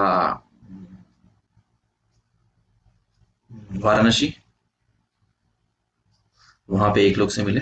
तीनों यहाँ पे जो डिपार्टमेंट थे, इरिगेशन प्लस PHED, ये वाला वीडियो आ चुका आप लोगों के सामने। बट ये वीडियो में तो 15 मिनट का वीडियो था, इसके अलावा बहुत कुछ उन्होंने बताया कि इस तरीके के सवाल होते हैं, इस तरीके की चीजें होते हैं। तो वो चीजें मैं आपको एक एक करके साथ साथ डिस्कस करते जाऊंगा, उसके लिए आपको वरीड नहीं होता। यहाँ पे जो मिले थे इनसे PWD के थे, पब्लिक PWD। इन्होंने बिल्डिंग पे भी काम किया था और रोड पे भी काम किया था, दोनों में किया था, बिल्डिंग प्लस रोड दोनों में काम किया है। यहाँ से जो वाराणसी में जो मिला था ये भी PWD से रिटायर थे, लेकिन इन्होंने सिर्फ सिर्फ रोड पे काम किया है। तो ये तीन चार, अभी चार लोगों से मिला हूँ, अभी एक एक करके आप लोगों के लिए नेक्स्ट, ठीक है। तो इन्होंने काफी कुछ बताया, काफी कुछ वीडियो में नहीं भी है, काफी कुछ वीडियो में है। तो कुछ ऐसे भी चीजें हैं जो वीडियो में स्किप हो चुका है, क्योंकि पहले जो कन्वर्सेशन चल रहा था आधे घंटे का, जो डिस्कशन चला है घंटे का, तो सारे कुछ वीडियो में नहीं है, 15 मिनट का वीडियो रिकॉर्डेड है। तो ये सारी चीजें मैं आपको एक एक करके सब्जेक्ट टॉपिक वाइज बता, जैसे कि उन्होंने बोला कि फील्ड साइट वाले में क्या पूछा जाता है, कि आज के डेट में कभी कभी किन्हीं का एक्सपीरियंस है कि आपने 2 साल का एक्सपीरियंस है, 5 साल का एक्सपीरियंस, तो आरसीसी में काफी अच्छे क्वेश्चन पूछे जाते हैं। तो be prepare for the RCC.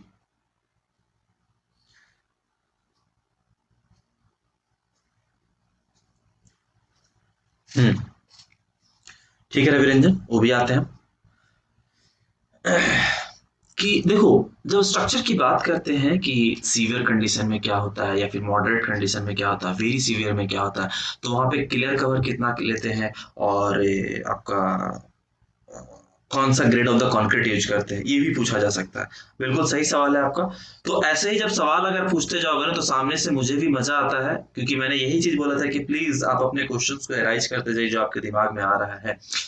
तो एक बार एनफोर्समेंट खत्म करते हैं, फिर आपके जो क्वेश्चंस है ना वो सारे सारे क्वेश्चंस पे आते हैं, ठीक है। रेनफोर्समेंट, तो रेनफोर्समेंट की अगर आपसे पूछ लिया जाए कि आप बताइए कि रेनफोर्समेंट क्या होता है, तो आप बताएंगे कि ठीक है, माइल्ड स्टील होते हैं, एम माइल्ड स्टील होते हैं।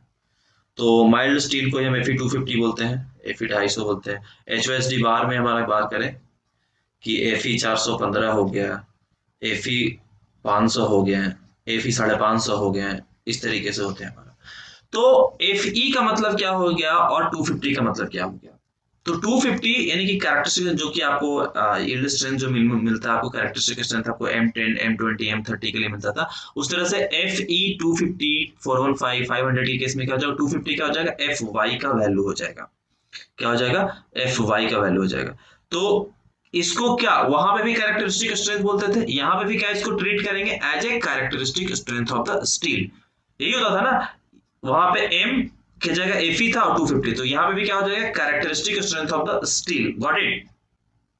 अब सवाल ये होता है कि जब हमारा दोनों में डिफरेंस पूछ लिया अगर आपसे कि बेटा बताइए कि दोनों में डिफरेंस क्या है, Fe415 Fe250 में डिफरेंस क्या है, तो आपको इस तरीके से बताना होगा कि सर Fe250 जो होता है, जब हम उस पे लोड लगाते हैं तो काफी वो अ, एक सेकंड, कुछ कमेंट्स आ रहे हैं यूट्यूब पे, जस्ट अ मोमेंट।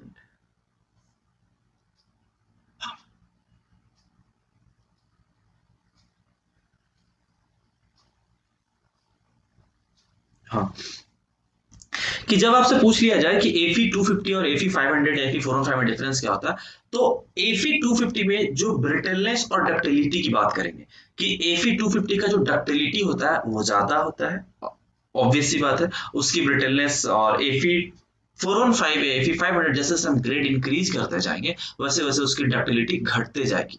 क्या हो जाएगा, डक्टिलिटी घटते जाएगा, स्ट्रेंथ उसका बढ़ते जाएगा, ब्रिटलनेस उसका बढ़ते जाएगा। क्या बढ़ेगा, ब्रिटलनेस उसका बढ़ते जाएगा, और स्ट्रेंथ भी साथ साथ इंक्रीज करता जाएगा। तो ये चीजें फर्क है। अब इसमें पूछा जाता है कि जो स्ट्रेस स्ट्रेन डायग्राम की अगर हम बात कर ले माइल्ड स्टील के लिए, तो कुछ इस तरीके से दिखाते हैं।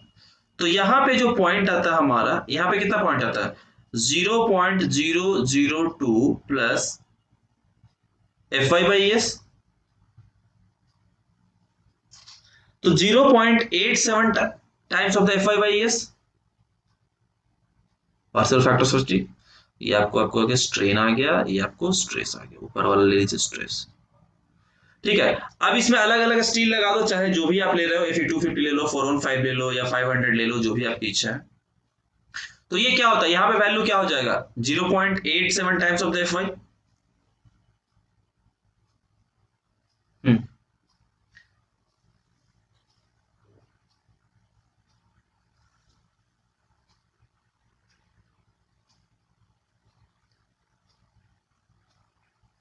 देखो, that is the minimum strength. अगर हम बात करें, जो आपने कमेंट्स में लिखा है बिल्कुल सही लिखा है कि that is the minimum strength, that is the 415 500 या 550 की बात करते हैं, मिनिमम स्ट्रेंथ की बात करेंगे। लेकिन that is treated as a characteristic strength of the steel. क्या कहते हैं, characteristic strength of the steel. तो देखो, आपको अगर शायद पता होगा कि एक कोल्ड वर्किंग प्रोसेस होता है, तो कोल्ड वर्किंग प्रोसेस में क्या होता है, स्ट्रेचिंग भी करते हैं और ट्विस्टिंग भी करते हैं। क्या करते हैं, स्ट्रेचिंग भी करते हैं और ट्विस्टिंग भी करते हैं, जिसमें से यील्ड स्ट्रेंथ क्या होता है, इंक्रीज कर जाता है, बट डक्टिलिटी कम जाता है, यानी कि ductility will fall, yield strength increase कर, डक्टिलिटी उसका घट जाता है। ठीक है, got it, Ravi Ranjan, clear हो गया। जो आप यील्ड स्ट्रेंथ की बात करते हैं, जब हमारा कोल्ड वर्किंग प्रोसेस की बात करें, तो कोल्ड वर्किंग प्रोसेस में क्या होता है कि स्ट्रेचिंग और ट्विस्टिंग के, स्ट्रेचिंग भी करते हैं और ट्विस्टिंग भी करते हैं। तो उस केस में क्या होता है कि जो स्टील है, स्टील का जो स्ट्रेंथ होता है, यानी कि यील्ड स्ट्रेंथ का जो वैल्यू होगा वो इंक्रीज कर जाएगा, और डक्टिलिटी जो होगा मटेरियल का वो घट जाएगा, यानी कि डक्टिलिटी विल फॉल डाउन। तो कह सकते हो कि H Y S D bar having the high yield strength as compare to the mild steel. HYSD bar का जो यील्ड स्ट्रेंथ का जो वैल्यू होगा वो ज्यादा होता है। बट अगर हम इलोंगेशंस की बात करें कि हम किसका ज्यादा इलोंगेट कर सकते हैं, तो माइल्ड स्टील को हम ज्यादा इलोंगेट कर सकते हैं as compare to the HYSD bar. ठीक है, तो ये दोनों चीजें क्लियर हो गया, आपको समझ में आ गया होगा आई थिंक सो, कि माइल्ड स्टील के केस में क्या हो जाएगा और HYSD बार के केस में क्या हो जाएगा। क्लियर है सबको, या डाउट है किसी को अभी तक? जहां तक मुझे लगता है सबको क्लियर है। अब कुछ बात करते हैं मेथड का। अब आपसे पूछा जाए कि डिजाइन में बहुत सारे मेथड होते हैं, जैसे कि आपने पढ़ा होगा, हमें तो आपको अच्छे से पता है कि पहला मेथड जो होता है वो वर्किंग स्ट्रेस मेथड था, वर्किंग स्ट्रेस था। दूसरा मेथड जो था, मतलब है, जो लिमिट स्टेट मेथड है।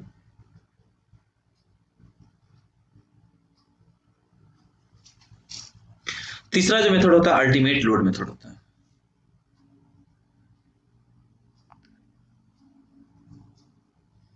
Ultimate load method.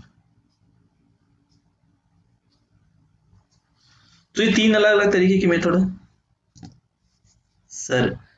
टीएमटी बार के बारे में, हाँ टीएमटी बार, अच्छा याद याद है। टीएमटी बार क्या कहलाता है, थर्मो मैकेनिकली ट्रीटेड बार। तो थर्मो मैकेनिकली ट्रीटेड बार क्या कहलाता है कि जैसे मान लिया कि कोई बार है हमारा, उसको कोल्ड मेथड के थ्रू स्ट्रेचिंग एंड ट्विस्टिंग किया, ऊपर से हम एक लेयर यूज करते हैं जिससे कि कोरोजन ना हो, उसमें क्या हो, कोरोजन से बच सके, तो वो हमारा थर्मो मैकेनिकली ट्रीटेड बार कहलाता है। गॉट इट, तो ये आपको टीएमटी बार के बारे में हो गया। ये तीन अलग अलग मेथड होते हैं। तो कभी कभी एफ से पूछ लिया जाता है कि वर्किंग स्ट्रेस मेथड और लिमिट स्टेट मेथड तो हमने यूज किया है, तो वर्किंग स्ट्रेस मेथड से काफी पहले यूज किया जाता था। वो वर्किंग स्ट्रेस मेथड काफी ज्यादा अनइकोनॉमिकल होता है as compare to the limit state method. तो आपको इंटरव्यू में जो सवाल पूछे जाएंगे वो ये पूछा जाए कि भैया इन दोनों में डिफरेंस क्या है, इन दोनों में मोस्टली डिफरेंस क्या है, व्हाई वी आर कंसीडरिंग, या why we are using the limit state method, why we are not using the working stress method. तो आपको चीजें समझाना होगा उनको। तो इसके बारे में ऑलरेडी मैंने डिटेल्स में समझा है। एक छोटा सा आपको ब्रीफ इंट्रोडक्शन दे देता हूं कि लिमिट स्टेट मेथड और लिमिट वर्किंग स्ट्रेस मेथड में क्या फर्क होता है। तो देखिए, ध्यान से सुनते जाइएगा चीजों को, कुछ ग्राफ भी बताते जाऊंगा कि वर्किंग स्ट्रेस मेथड जो होता है वो अनइकोनॉमिकल होता है। कभी आपने, एक चीज बताता हूं कैसे अनइकोनॉमिकल होता है, वो ध्यान से देखना कि जो पुराने स्ट्रक्चर होते थे, पुराने स्ट्रक्चर पे जो पहले के जो स्ट्रक्चर, उनके दीवारें काफी मोटे मोटे, काफी चौड़े चौड़े होते थे, चाहे बीम कॉलम कुछ काफी बड़े होते थे, साइज वाइज देखो काफी स्ट्रेंथ ज्यादा होता था। लेकिन आज के डेट में देखोगे तो उनका साइज काफी छोटा हो गया है। अगर स्ट्रेंथ हमको उतना ही पे करना फिर भी उसका साइज छोटा हो गया है। तो ये चीजें हैं। दूसरा चीज आपको फायदा होगा, तो साइज जब घटेगा तो मटेरियल कॉस्टिंग घटेगा, तो इकोनॉमिकल से वो अनइकोनॉमिक, मतलब ऑब्वियस सी बात है ना कि लिमिट स्टेट इकोनॉमिकल हो जाएगा, वर्किंग स्ट्रेस अनइकोनॉमिकल हो जाएगा। तो ये पहला फर्क है। इसके बारे में ऑलरेडी मैंने क्लासेस में बता रखा है, अगर किसी को डाउट होगा तो पूछते जाना कि वर्किंग। उसके बाद अगर आपसे पूछ लेता है, अगर पेपर पेन आपको सपोज दैट दे दिया गया, तो स्ट्रेस और स्ट्रेन का डायग्राम एकदम 110% पूछने वाला सवाल है कि स्ट्रेस डायग्राम डब्ल्यूएसएम में क्या होता है भैया और एलएसएम में क्या होता है, एकदम प्यारा क्वेश्चन है। तो स्ट्रेस डायग्राम जो होता है वो लीनियरली वेरी करता है, लेकिन एलएसएम की बात करें तो एलएसएम में कुछ ऐसे वेरिएशन होता है। ठीक है, ये स्ट्रेस हो गया। वो एक्चुअली यही जानना चाहेंगे आपसे, अगर डिफरेंस पूछते हैं तो आपसे एक्चुअली में यही जानना चाहते हैं। और स्ट्रेन की बात करते हैं तो स्ट्रेन दोनों में सेम होता है, इसमें भी लीनियरली वेरी करेगा, इसमें भी लीनियरली वेरी करेगा। ये हो गया स्ट्रेन। बेसिकली मेन मुद्दा आपको यही जानना होता है उनका। और ये अनइकोनॉमिकल और ये इकोनॉमिकल, इस पे लिख देता हूं साइड में अनइकोनॉमिकल, ये आपको इकोनॉमिकल। कोई और डाउट? एम्प्टी बार हो गया आपका, पूछते जाइए सवाल पूछते जाइए, आई एम अवेलेबल, जल्दी जल्दी फटाफट। हाँ इधर को सर, इकोनॉमिकल बीम का डिजाइन कैसे होता है? सर इकोनॉमिकल बीम का डिजाइन लिमिट स्टेट मेथड से होगा। सरफराज आलम, सरफराज आलम इकोनॉमिकल बीम का जो डिजाइन करेंगे वो लिमिट स्टेट। आज के डेट में अगर पूछा जाएगा आपसे कि क्या हम वर्किंग स्ट्रेस मेथड यूज करते हैं, तो बोलिए मोस्टली स्ट्रक्चर में, मोस्टली जगहों पे हम वर्किंग स्ट्रेस मेथड का यूज नहीं करते, मोस्टली जगह पे हम लिमिट स्टेट का यूज करते हैं। लेकिन कुछ वैसे भी कंस्ट्रक्शन है जो आज भी वर्किंग स्ट्रेस मेथड पे किया है, जैसे कि वाटर टैंक वगैरह का जो डिजाइन है वो डब्ल्यूएसएम से ही होता है, प्रैक्टिकली बता रहा हूँ। तो इस चीज का ध्यान रखिएगा कि ऐसा नहीं कि बिल्कुल भी बोल दीजिए कि नहीं नहीं वर्किंग स्ट्रेस मेथड आज के टाइम यूज ही नहीं करते हैं, तो ये जवाब गलत है आपका। बोलिए यूज होता है बट काफी कम, मतलब काफी कम जगहों पे यूज होता है। अगर बीम कॉलम स्लैब ये सब डिजाइन करना है हमें, तो हम एलएसएम का यूज करते हैं। कुछ ऐसे स्ट्रक्चर है वहां पे हम डब्ल्यूएसएम में एंटर करते हैं, लाइक आपको वाटर टैंक। ठीक है, इधर भी सही है। और बताइए। हाँ, तो हम थे यहाँ पे कि वर्किंग स्ट्रेसेस में जो एलएसएम की बात करेंगे, तो कैरेक्टरिस्टिक स्ट्रेंथ को आप किससे कंक्रीट के लिए एफ सी के से फॉलो करते हो कंक्रीट के लिए, और एफ वाई हम स्टील के लिए। ठीक है ना, यहाँ पे जो होता है सिग्मा सी बी सी और sigma S T for the steel और CBC for the concrete bearing in compression, concrete in the compression.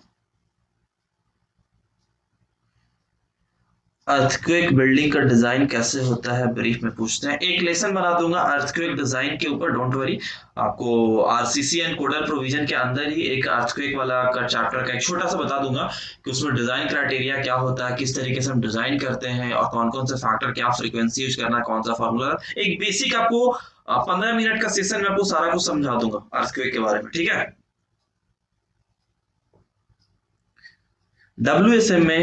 डब्ल्यूएसएम में रेनफोर्समेंट ज्यादा यूज होता है। ठीक है, आ जाइए नेक्स्ट। आपको एक लेसन शेयर कर दूंगा रवि रंजन अभी ग्रुप में। हाँ जी, आशुतोष सोनी, बिल्कुल सेम होता है। जो क्यूब टेस्ट आपका फील्ड में प्रैक्टिकली आप करते हो, वही जो थ्योरेटिकली पढ़ते हो वही प्रैक्टिकली भी वैसे ही करते हैं हम।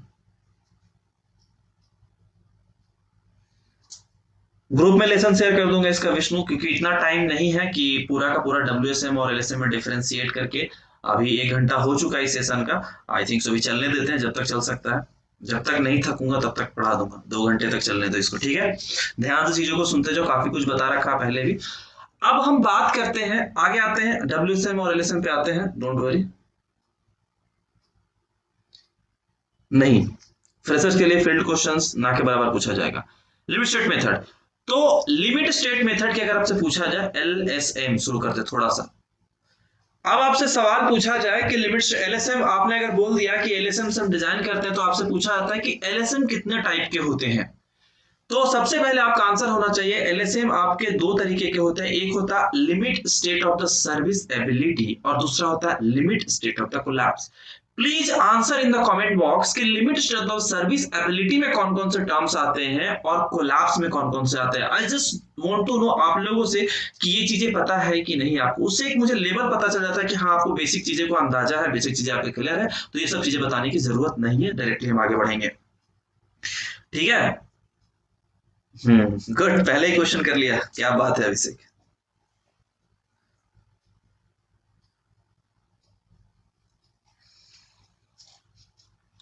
सो limit state of serviceability, ठीक है बताते हैं। एलएसएम की बात करते हैं तो किसी का कमेंट आ भी जाएगा, don't worry. Limit state of service ability की अगर हम बात करें तो first limit of serviceability में चार पांच जो कैरेक्टर मतलब कंडीशंस होते हैं वो था। सबसे पहला था सर्विस एबिलिटी में डिफ्लेक्शन, किसी का आंसर आ गया, ठीक है। क्रैकिंग सेकंड, यहीं पे मैं लिखते जा रहा हूं। वाइब्रेशन, वाइब्रेशंस के बाद आपका आ जाता है fire resistance,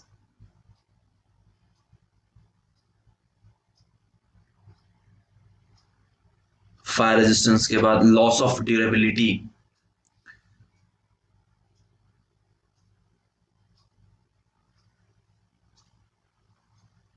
loss of durability के बाद आप लिख सकते हो लीकेज। समझ में आ गया? अब आपसे सवाल में आपको कभी दिक्कत नहीं होगा कि क्या है, ये सारे कॉमा दे दे के हैं, थोड़ा सा आज पेन टैब सही से नहीं चल रहा है। अब लिमिट स्टेट ऑफ सर्विसबिलिटी के बाद बात करेंगे कोलैप्स के बारे में।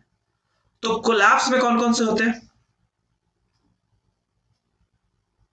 लिमिट स्टेट ऑफ कोलैप्स, देखो ये सब थोड़ा शॉर्टकट में मैं चल रहा हूं तो थोड़ा ध्यान रखिएगा, ऐसा नहीं है कि बोलिए कि इसे क्यों लिख दिए।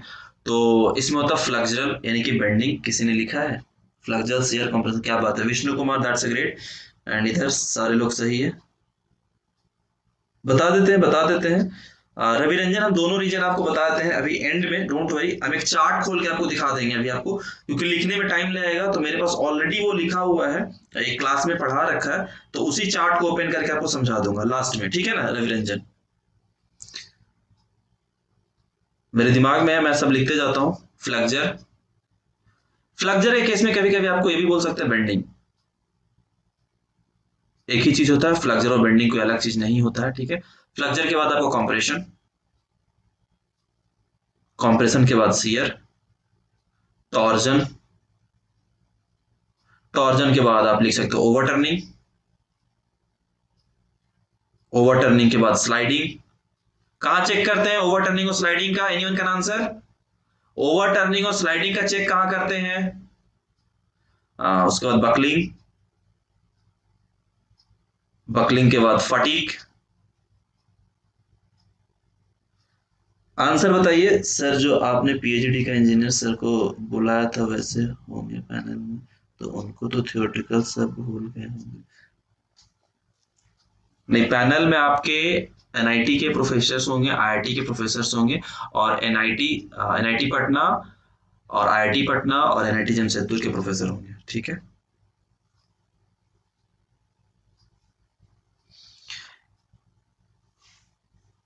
अगर आपसे जवाब में अगर कोलैप्स में अगर ये सब भी होगा तो ये सब भी आपको बताना है कि ये सब भी कोलैप्स में ही आता है।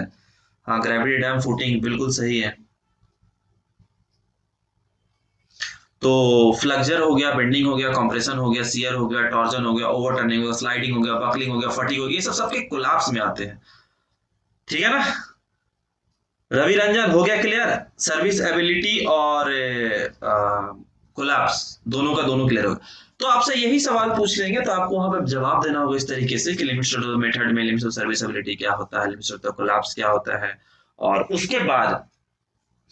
उसके बाद उनका और क्या सवाल बन सकता है? उनका सवाल बनता है कि ठीक है ये सारी चीजें मीन से नहीं पूछा जा सकता है, पार्सल फैक्टर ऑफ सेफ्टी पे आ जाएंगे वो, कि जैसे कि पीछे आपसे उन्होंने पूछा था ना कि पार्सल फैक्टर ऑफ सेफ्टी क्या होता है, तो parcel factor of safety case में कंक्रीट और स्टील के केस की हम बात कर रहे थे, तो आपने बिल्कुल सही जवाब दिया था, दैट वाज द स्टील के लिए हम 1.15 लेते हैं और 0.87 times of the F Y लेंगे, और दूसरा जो बताया था कि 1.5 लेते हैं या फिर 0.45 टाइम्स ऑफ द एफसी के लिए कंक्रीट के लिए। गोलू हो जाएगा, उसका टेंशन नहीं लीजिए। गोलू कुमार इंटरव्यू के लिए प्लेलिस्ट सेपरेट बना हुआ है, but most of the classes in the paid form में, सो इस बात का ध्यान रखिएगा कि सारे क्लासेस यहाँ पे अवेलेबल नहीं है। उसके लिए आपको रजिस्टर करना होगा सेक्रेड गुरुकुल का ऐप डाउनलोड करके, जो कि डिस्क्रिप्शन बॉक्स में लिंक दिया हुआ है, टेलीग्राम चैनल पे लिंक है, और वहां से आप एक्सेस कर सकते हैं। हो सकता है कि ये क्लासेस थोड़े दिन के बाद आपको यहाँ पे नहीं, सिर्फ ऐप पे ही चले, तो there is no any issue, तो आप देख लीजिएगा उसके अकॉर्डिंग। सो अब हम कहाँ थे? Partial factor of safety already discuss कर लिया। कंक्रीट और स्टील के लिए पार्शियल फैक्टर ऑफ सेफ्टी क्या होता है? पार्शियल फैक्टर ऑफ सेफ्टी के बाद अगर आपसे पूछा जाए कि आप ये बताइए कि डेड लोड और लाइव लोड का अगर कॉम्बिनेशन अगर आपको दे दिया जाए, ध्यान से सुनिएगा, डेड लोड और लाइव लोड का अगर कॉम्बिनेशन दे दिया जाए तो partial factor of safety collapse के केस में क्या हो जाएगा और सर्विस एबिलिटी के केस में क्या हो जाएगा? तो in case of the collapse that is the 1.5 और सर्विस एबिलिटी के केस में कितना होता है? 1.0। उस तरह से डेड लोड, और कभी ये भी आपसे पूछा जाता है कि क्या हम विंड लोड और अर्थक्वेक लोड को एक साथ कंसिडर करते हैं? तो इसका जवाब आपको देना है कि नहीं सर, हम सिर्फ या तो विंड लोड कंसिडर करेंगे या फिर अर्थक्वेक लोड को कंसिडर करेंगे। We will not consider simultaneously wind load और अर्थक्वेक लोड। दोनों में से कोई भी एक कंसिडर करिए, चाहे डेड लोड के साथ आप विंड लोड ले लीजिए या फिर अर्थक्वेक लोड ले लीजिए। Got it? तो ये चीजों का आपको ध्यान देना है कि विंड लोड और डेड लोड में मतलब कोई एक को टर्म्स को लेना है, दोनों के टर्म्स को नहीं लेना है। कॉम्बिनेशन पूछा जा सकता है, कॉम्बिनेशन कोई बड़ी चीज नहीं है, कॉम्बिनेशन पूछा जा सकता है। उसके बाद, हाँ बिल्कुल सही है, all of you the great answer, correct हुआ। उसके बाद आपसे ये पूछा जा सकता है कि कुछ एजम्पशंस हैं limit state of the collapse, specially for the flexure की बात करते हैं, तो क्या एजम्पशन है? Do you have any idea about the assumptions? तो एजम्पशंस में आपको एकदम रटा होना चाहिए कि प्लेन सेक्शन बिफोर, एजम्पशंस लिख देता हूं, आपको पढ़ना है।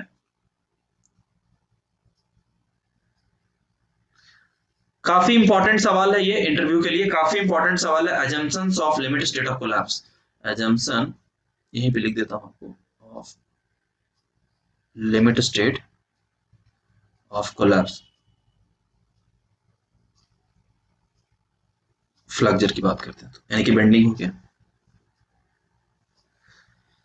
सो बहुत इंपॉर्टेंट सवाल है, एजम्पशंस पूछे, जैसे कि आपको types of the limit state है ना, उस तरह से एजम्पशंस से पूछे जाने वाला सवाल।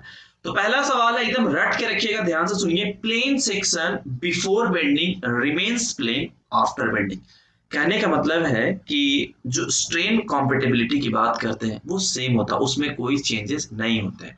छोटा सा अगर आपसे डायग्राम पूछ लिया जाए कि कैसे बेटा प्लेन सेक्शन, हम ऊपर से अगर लोड लगा देते हैं तो इसमें चेंज नहीं होगा क्या, तो आप बोलिए कि नहीं सर बिल्कुल चेंज नहीं होगा, जंक्शन हमारा यही कहता है, ये हमारा जंक्शन है, ये कुछ ऐसा बनेगा और ये कुछ ऐसा बनेगा। बेसिकली कलर चेंज कर देना चाहिए था, लेकिन कर ही देता हूँ अभी कलर भी चेंज। तो ये तो ये वाला जो सेक्शन है ना आपका, ये वाला, दिस इज द सेम। तो ये कहा था कि plane section remains plane before bending and after bending. Got it? Load लगाने के बाद, समझ में आ गया? Good good good good good one, that's great. दूसरा अजम्पशंस क्या होता है कि मैक्सिमम स्ट्रेन का जो वैल्यू होता है आउटर मोस्ट फाइबर पे, वो कितना होता है? 0.0035। अभी पीछे बताया था, अगर याद होगा कि कंक्रीट का जो स्ट्रेस स्ट्रेन डायग्राम बताए थे, उसमें आपको अच्छे से बताया था कि मैक्सिमम स्ट्रेन का जो वैल्यू होता है वो कितना होता है? 0.0035। Got it? कंप्रेशन में स्ट्रेन का वैल्यू, स्ट्रेन का वैल्यू याद रखिएगा। कंप्रेसिव फाइबर पे मैक्सिमम स्ट्रेन का जो वैल्यू होगा in the bending, that is 0.0035। ठीक है? उसके बाद हम स्ट्रेस डिस्ट्रीब्यूशन की बात करते हैं कि जो हमारा स्ट्रेस डिस्ट्रीब्यूशन होता है that is rectangular and parabolic. तो उसको हम ट्रापेजियल फॉर्म में भी कहीं के पे ले लेते हैं। तो वो चीजें एक डायग्राम ही दिखा देता हूँ, ज्यादा अच्छा है। एक सेकंड आप होल्ड करेंगे तो मैं आपको समझा देता हूँ डायग्राम, क्योंकि डायग्राम काफी इंपॉर्टेंट है।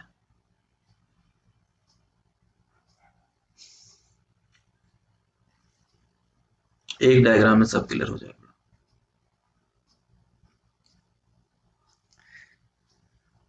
Good good good good. हाँ, रिटेनिंग वॉल में स्लाइडिंग बिल्कुल सही लिखा था रवि रंजन आपने। गुड। वहीं पे ओवरटर्निंग चेक करते हैं, स्लाइडिंग चेक करते हैं डैम में।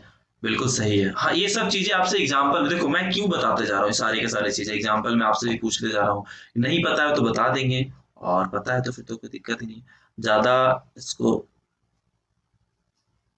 जिन लोगों को आरसीसी में दिक्कत है बता दीजिएगा, लेसन शेयर कर दूंगा मैं।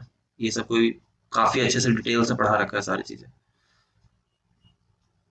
देखो, यहाँ तो डिटेल्स में ज़्यादा जाने के मतलब मेरे पास टाइम नहीं है अभी, तो लेकिन फिर भी जितना कोशिश कर रहा हूँ उतना ज़्यादा से ज़्यादा मैक्सिमम चीज़ों को आपको कवर करा दूँ।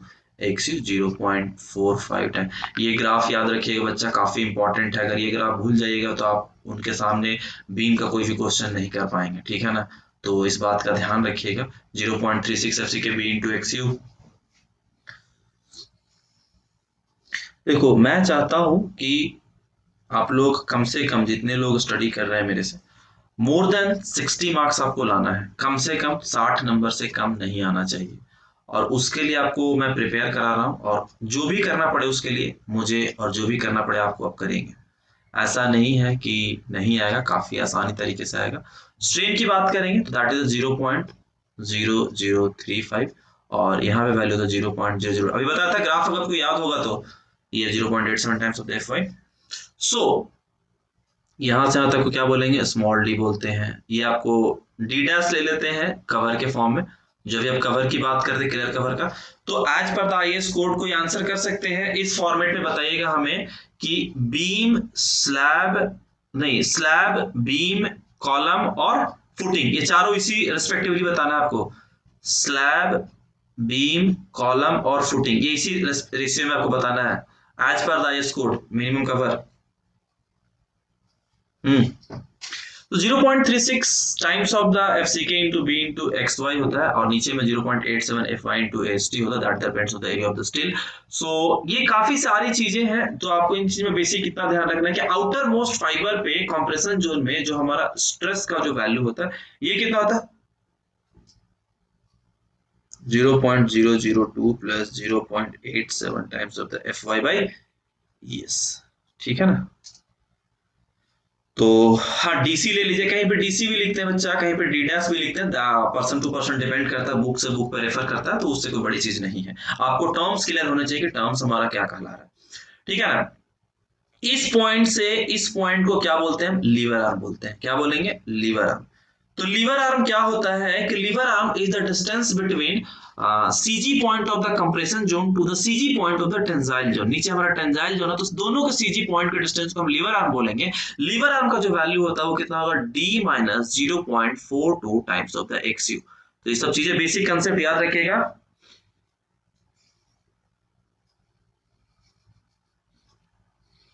ठीक है, और कोई आंसर करो, भी देखते हैं कितना लोग सही कर रहे हो, कितना लोग गलत कर रहे हो, ठीक है ना। तो ये याद रहेगा सबको। गामा जो स्टील के लिए यूज करेंगे, गामा फैक्टर जो होगा, gamma M S for the steel is the 1.15, और गामा सी यानी कंक्रीट के लिए जो यूज करते हैं वो कितना हो जाएगा, 1.5, गामा सी 1.5। तो ये सब वैल्यू, छोटे छोटे जो टर्म्स होंगे वो याद रखेंगे। इसके बाद न्यूट्रल एक्सिस डेप्थ याद है सबको। सीधा सीधा पूछेंगे कि ठीक है बेटा, आप ये सब तो ठीक है, सब बताइए कि अगर आपने स्टील 415 यूज किया, स्टील 415 यूज, Fe 250, 415 और 500, तो इसमें इसमें आपका एक्स यू लिमिट का वैल्यू क्या हो जाएगा, ठीक है। तो ऊपर में लिख देता हूं एक्स यू लिमिट। तो एक्स यू लिमिट का जो वैल्यू होगा इसके लिए क्या होता है, 0.53 times of the D, 0.48 times of the D, 0.46 कम से कम ये तीन वैल्यू आप याद रखिएगा। 550 भी पूछा जा सकता है, 600 भी पूछा जा सकता है, तो बोलिएगा सर वो हम कैलकुलेट करके बता देंगे। ऐसा नहीं, कोई कैलकुलेट नहीं हो सकता है, बट हमें यही तीन वैल्यू याद है। सीधा सीधा बता दीजिए, वहां पे उनको ब्लफ नहीं करना है कि अच्छा वो 0.42 था कि 43 था। जब आप कैलकुलेट करेंगे 600, 0.43 आता है, 43 टाइम्स 0.600 इसमें। तो वो सब चीजें आपको एकदम ओपन बताना है वहां पे। उसी तरह से एमयू लिमिट की बात करेंगे कि एमयू लिमिट का वैल्यू क्या होता है। तो एमयू लिमिट भी साथ साथ ही आपको लिख देता हूं, ये आपको 0.148 एफ सी के बी डी स्क्वायर, ये आपको 0.138 एफसी के बीडी स्क्वायर आप खुद से लिख लेंगे, ये 0.133 होता है एफसी के बीडी स्क्वायर, ठीक है ना। गुड। अभी बता रहे बिल्कुल बता रहे, सरफराज आलम, विष्णु, इधर से रवि, आपको गौतम, सब कुछ बता रहे हैं। 75 होगा कि 50 होगा, अभिषेक आपका सही है 50। 75 हम नहीं लेते, कंडीशन चेंज होता है। लेकिन आईएस कोड क्या कहता है, मैंने मिनिमम पूछा था बच्चा, याद रखना, मैंने मिनिमम बोला है। आज पर the IS code what are the minimum cover for the footing, that is not the 75, that is the 50, column के लिए 40। प्लीज समझिए चीजों को, प्लीज समझिए चीजों को। वहां पे आपसे यही जानने की कोशिश करें कितना आपने सही से पढ़ा है, कितना आपने ध्यान से चीजों को पढ़ा है। मैंने दोनों कमेंट्स को देख रहा हूँ एक साथ, ऐप वाले को भी और अभी यूट्यूब वाला जो फ्री किया हुआ है आपको, ओपन पब्लिक किया हुआ उसका भी। तो दोनों में थोड़ा सा कमेंट देखने में टाइम लग जा रहा है, सो लेकिन आपको ध्यान रखना इन चीजों का, ठीक है ना। आइए नेक्स्ट बात करते हैं अब। हाँ, तो हम कहा थे एमयू लिमिट एक्सयू लिमिट डायरेक्टली पूछा जा सकता है, डायरेक्टली पूछा जाने वाला सवाल है।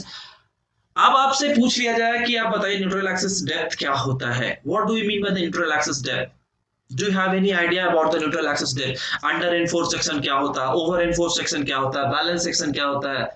अभी ठीक है, अभी 1.5 घंटा हुआ है क्लास के। देखो जब लगेगा आपको कि क्लास ज्यादा हो रहा है तो बता दीजिएगा, I will just stop the class. और अब टाइम का कोई लिमिट नहीं रहेगा, हो सकता है रात के 10 बजे से भी क्लास चले, तो be prepare, be ready for the 10 PM also, ठीक है ना। 10 साढ़े 10 से भी क्लास लूंगा मैं, तो be ready and be prepare. जैसे मेंस में आपकी क्लासेस होती थी ना 11 बजे से, जब भी मुझे टाइम मिलता था मैं क्लास लेता था, उसी तरीके से आपके इंटरव्यू में जो 15 दिन बचे हैं, आपको 15 दिन में इतना रेडी करा दूंगा, इतना अच्छे तरीके से क्लियर करा दूंगा कि आपको हर चीज याद होनी चाहिए। बाकी चीजें मैं बताते जाऊँ कहाँ पे कैसे है बाकी, ठीक है। बाकी इंटरव्यू पैनल में जो लोग हैं वो आपका इंटरव्यू टाइम टू टाइम लेते जाएंगे। So let's start. कहाँ थे हम, अब बात करेंगे, ठीक है सरफराज, आइए बीम की बात करते हैं। So when we are talking about the beam, तो बीम के केस में आपसे पूछ लें कि ठीक है, बीम तो बच्चे ये है कि बताइए कि आप सिंगली, नहीं सिंगली डबली नहीं, पहले पूछेंगे कि बीम में आपका अंडर इनफोर्स सेक्शन क्या होता है, ओवर इनफोर्स सेक्शन क्या होता है और बैलेंस सेक्शन कैसे क्या होता है। कैसे आप चीजों को एक्सप्लेन करोगे वर्बली, आपको लिखने की जरूरत नहीं है, वहां पे कोई पेपर पेन आपको नहीं दिया गया, तो आप कैसे एक्सप्लेन करोगे। तो आप साफ साफ बोलोगे बीम के केस में, that's a great stresses is zero at neutral axis। और कोई आंसर, और कोई बताने का तरीका। हाँ हाँ, मैंने देख लिया था, यू रिप्लाई 50। आपको एक सेकंड, बीम, आज बीम खत्म करते हैं, बाकी अगले वाले टॉपिक में सारे टॉपिक एक साथ कर देंगे। तो बीम के बाद क्या आ जाएगा, बीम को अगर हम बात करें तो 3 अलग अलग कंडीशंस आपको बता दें। अगर आपने बताया कि सर सो ऐसा है कि एक बैलेंस होता है, दूसरा आपका अंडर होता है और तीसरा आपको ओवर होता है। इतना लिखने का जरूरत नहीं ना, under enforce section, over enforce section, balance section, इतना तो आप समझदार हैं, आपको अच्छे से पता है। So in that situation, you just tell them कि sir when the XU is equals to XU limit, जब वो बोलेंगे, जब आप बोलोगे कि XU के बराबर XU लिमिट, तो फिर पूछेंगे कि अच्छा ये XU कैसे फाइंड आउट करेंगे, हमें तो नहीं पता XU कैसे फाइंड, तो आपको उस केस में बताना पड़ेगा कि XU कैसे फाइंड आउट करेंगे। तो अभी मैं आपको लिख के दिखा देता हूं, XU बराबर XU limit, XU is less than XU limit और XU is greater than XU limit। तो ये आपको तीनों कंडीशंस हो जाएंगे कि अंडर इनफोर्स सेक्शन ओवर हो गया और ये बैलेंस सेक्शन हो गया। अब इसके बाद उनका सवाल अगला होता है कि भाई ठीक है, ये सब तो आपने एक्सयू लिमिट पीछे आपको बताया कि ये चीजें आप 0.53, 0.46, 0.48 बता देंगे, लेकिन आप बोलेंगे एक्सयू कैसे फाइंड आउट करेंगे। तो आप उनको ये बताएंगे कि सर एक्सयू फाइंड आउट करने के लिए हमारे पास एज पर द कोड लिखोगे, एनेक्सर 6 पे लिखा हुआ पेज नंबर 96 पे IS 456 के अकॉर्डिंग कि 0.87 FY into AST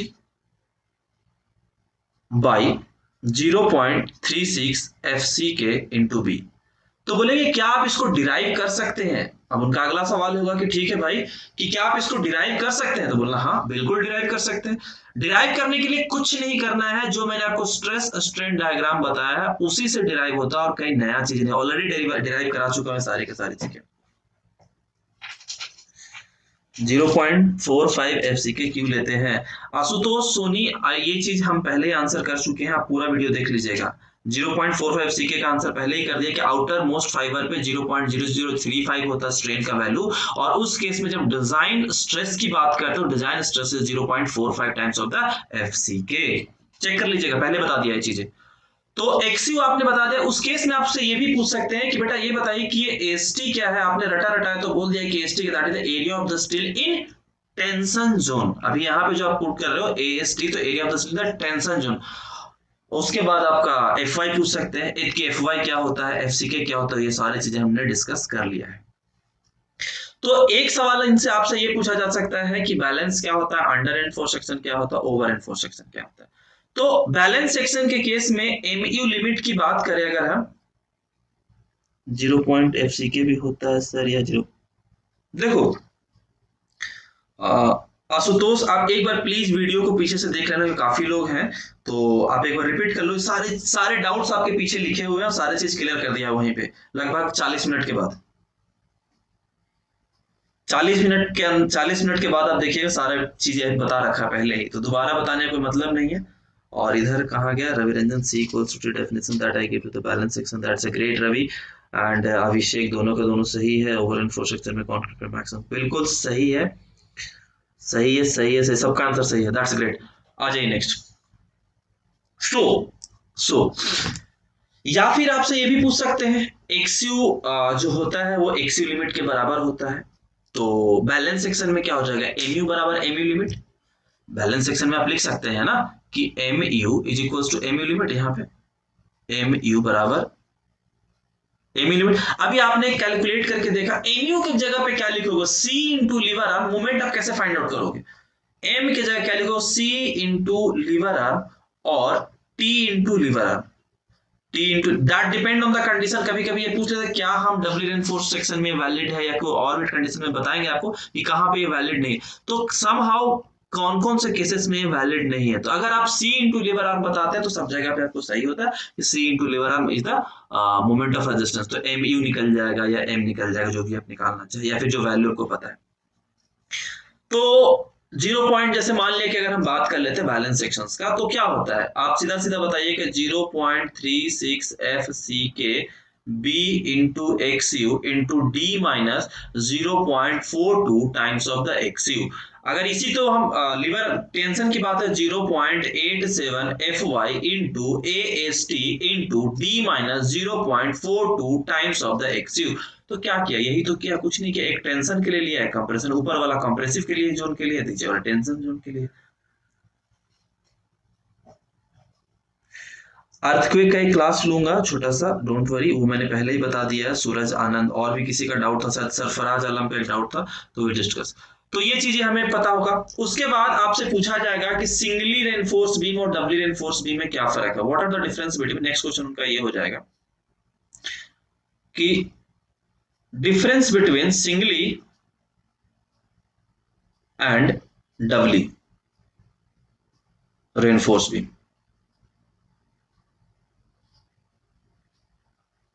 difference between the singly and doubly reinforcement, कि सिंगली में क्या फर्क होता है और डबली में क्या, मतलब सिंगली और डबली में बेसिकली क्या फर्क होता है। तो इन चीजों पे एक बार आप स्टडी कर लीजिएगा, ज्यादा डिटेल्स में नहीं जाना है, ज्यादा डिटेल्स में नहीं जाना, सिर्फ इतना ध्यान रखिएगा कि जब सिंगली जो डिजाइन करते हैं सिंगली रेनफोर्स में, या तो हमारा बैलेंस सेक्शन होता है या फिर अंडर रेनफोर्स सेक्शन होता है। डबली में क्या होता है कि जो हमारा जो स्टील जो होता है वो टेंशन जोन के अलावा कंप्रेशन जोन में भी होता है, यानी कि नीचे भी होगा और ऊपर भी होता है, ASC के फॉर्म में होता है। ठीक है, उसमें डिजाइन क्राइटेरिया क्या होता है कि एम कब करते हैं, जब हमारा एमयू लिमिट को एक्सीड, मतलब एमयू जो होता है वो एमयू लिमिट को एक्सीड कर, जो हमारा जो डिजाइन मोमेंट है, जो अल्टीमेट मोमेंट है, वो लिमिटिंग मोमेंट को क्या कर रहा है, एक्सीड कर जा रहा है। जब वो लिमिटिंग मोमेंट को एक्सीड कर जाएगा तो हम क्या करेंगे, डबली रेनफोर्स सेक्शन या डबली रेनफोर्स बीम डिजाइन करेंगे। फॉर्मूला बताने की आपको जरूरत नहीं, ये चीजें सब पहले से पता होना चाहिए। और यहां तक क्लियर। ये पूछ सकते हैं इंटरव्यू में कि डबली और सिंगली में क्या फर्क होता है। फॉर्मूला आपसे बस एक का मैंने इसलिए बताया था क्योंकि आपको चीजें याद रहे, और कोई बड़ी चीज नहीं है। इसके बाद अगर हम डबली की बात कर लेते हैं तो कभी कभी ये भी पूछ लेते हैं कि आप ये बताइए मुझे कि एफएससी का value as per the code, क्योंकि आईएस कोड काफी इंपॉर्टेंट रोल प्ले करेगा, तो एज पर कोड रटने वाली चीजें हैं, ध्यान रखिएगा। एफएससी का वैल्यू क्या होगा, एफएससी, एफसीसी लिखा गया है, एफएससी, ठीक है। एफएससी का वैल्यू क्या होगा किसके लिए, तो ग्रेड, स्टील ग्रेड की बात करेंगे तो जो ग्रेड होगा Fe 250 के लिए रट लीजिएगा, दैट इज 217, 415 के लिए 350 लेते हैं। वैसे टेबल मिलता है, अगर आपको याद होगा कि स्ट्रेस स्ट्रेन टेबल मिलता था तब आप डिजाइन करते थे, याद है। लेकिन ये वैल्यू आपसे पूछा जा सकता है, ये वैल्यू आपसे पूछा जा सकता है कि क्या होता है, गॉट इट। तो एफएससी का वैल्यू डायरेक्टली याद रखिएगा, 217, 350 आपको 415 के लिए, और 400 जो होता है वो 500 के लिए होता है, यू जस्ट रिमेंबर। तभी तो नहीं बता रहा, इकोनॉमिकल बीम पूछता है तो इकोनॉमिकल बीम कैसे डिजाइन करोगे। अच्छा, इकोनॉमिकल बीम कैसे डिजाइन होगा, under enforce section, balance section और ओवर एनफोर्स। एनीवन का आंसर इकोनॉमिक, बिल्कुल सही। जब साइज रिस्ट्रिक्टेड हो जाता है, मूवमेंट जब इंक्रीज कर जाता है, ये सारे जगहों पे हम क्या करते हैं, डबली रेनफोर्स सेक्शन करते हैं, दैट्स अ ग्रेट आंसर। जब सिंगली और डबली की बात खत्म हो जाती है तो आपके सामने एक टर्म्स आता है, that is the flange beam, that is the flange beam. तो फ्लैंज बीम के केस में क्या होता है, जैसे कि मान लिया कि एक होता है मोनोलिथिक कंस्ट्रक्शन, क्या होता है, एक आइसोलेटेड बीम होता है या आइसोलेटेड कंस्ट्रक्शन बोलेंगे, और एक मोनोलिथिक कंस्ट्रक्शन होता है। तो मोनोलिथिक में भी दो अलग अलग कंडीशन हो जाए कि एक मोनोलिथिक एल टाइप का बीम होता है और दूसरा मोनोलिथिक टी टाइप का बीम होता है। आइसोलेटेड में भी आपको दो अलग अलग हुए, एक एल टाइप का बीम होता है और दूसरा टी टाइप का होता है। तो फ्लैंज बीम की बात करते हैं, चाहे वो टी बीम की बात कर ले या एल बीम की बात कर ले, सारे के सारे फ्लैंज बीम के ही अंदर आते हैं। उसमें तीन अलग अलग कंडीशन बनेंगे फ्लैंज बीम में कि when the neutral axis, when the neutral axis lies within the flange, ध्यान से सुनिएगा, when the neutral axis lies within the flange, तो क्या होगा, एकदम ditto same to same design rectangular section का होगा, उसमें कोई चेंजेस नहीं होंगे। That's a great answer, Ravi बिल्कुल सही है, तो ये बिल्कुल सही है। लेकिन अगर बात करता है कि फ्लैंज बीम में अगर जो न्यूट्रल एक्सिस का जो वैल्यू है, न्यूट्रल एक्सिस का जो वैल्यू है, अगर हमेशा अगर आपका जो depth of the flange section अगर उसको एक्सीड कर जाता है तो क्या हो जाएगा। जब अगर वो एक्सीड कर जाएगा तो दो अलग अलग केसेस बनते हैं, दो अलग अलग केसेस क्या बनते हैं, उन चीजों का भी ध्यान, वैसे इतना ज्यादा डेप्थ नहीं पूछेंगे लेकिन आपको ध्यान रखना, क्योंकि आपसे पूछा जा सकता है कि एक्सयू जो है, एक्सयू जो है वो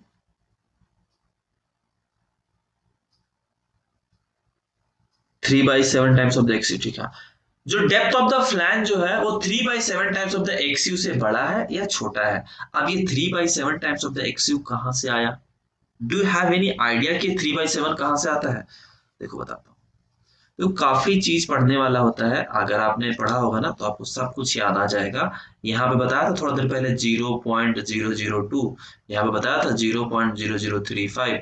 अब यहाँ से यहाँ तक का वैल्यू क्या हो जाएगा, एक्सयू। तो अब यहाँ से यहाँ तक का वैल्यू निकाल लेना क्या होता है, और यहाँ से यहाँ तक का वैल्यू निकाल लेना, एक 3/7 आता है, एक 4/7 आता है। तो ये सब चीजें आपके लिए है, क्योंकि ऑलरेडी आपने स्टडी किया होगा, ऐसा नहीं कि नहीं पढ़ा है। जब स्टडी नहीं किया हो तो आप मेंस क्लियर नहीं करते, इट्स वेरी सिंपल। तो ये सब चीजें आपको पता है। तो हम कहाँ थे, डब्ल्यू के बाद टी पे था, तो टी में क्या क्या पढ़ना हो बताता हूँ। टी बीम नहीं लिखता हूँ, फ्लैंज बीम लिखता हूँ ना, ज्यादा बेटर है, क्योंकि टी में तो आपको एल वाला फिर नहीं, फ्लैंज बीम लिखते हैं। देखो, एक आरसीसी एक ऐसा चैप्टर है ना कि इस पे इतने ज्यादा क्रॉस क्वेश्चनिंग होते हैं, इतने ज्यादा क्रॉस क्वेश्चनिंग होते हैं, मत पूछिए। तो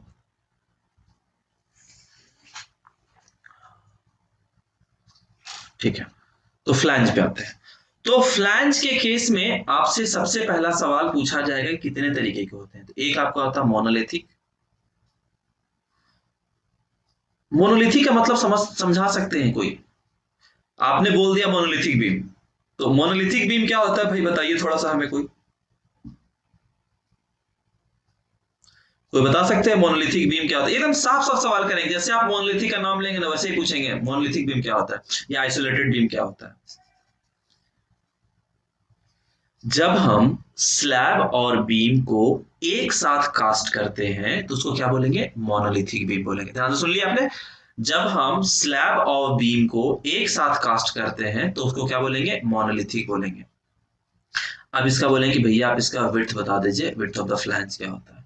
तो दैट इज द, ये तो कम पूछेंगे, लेकिन हाँ मोनोलिथिक के केसेस पूछ देंगे क्या होता है? 3 times of the depth of the flange plus L not by 12।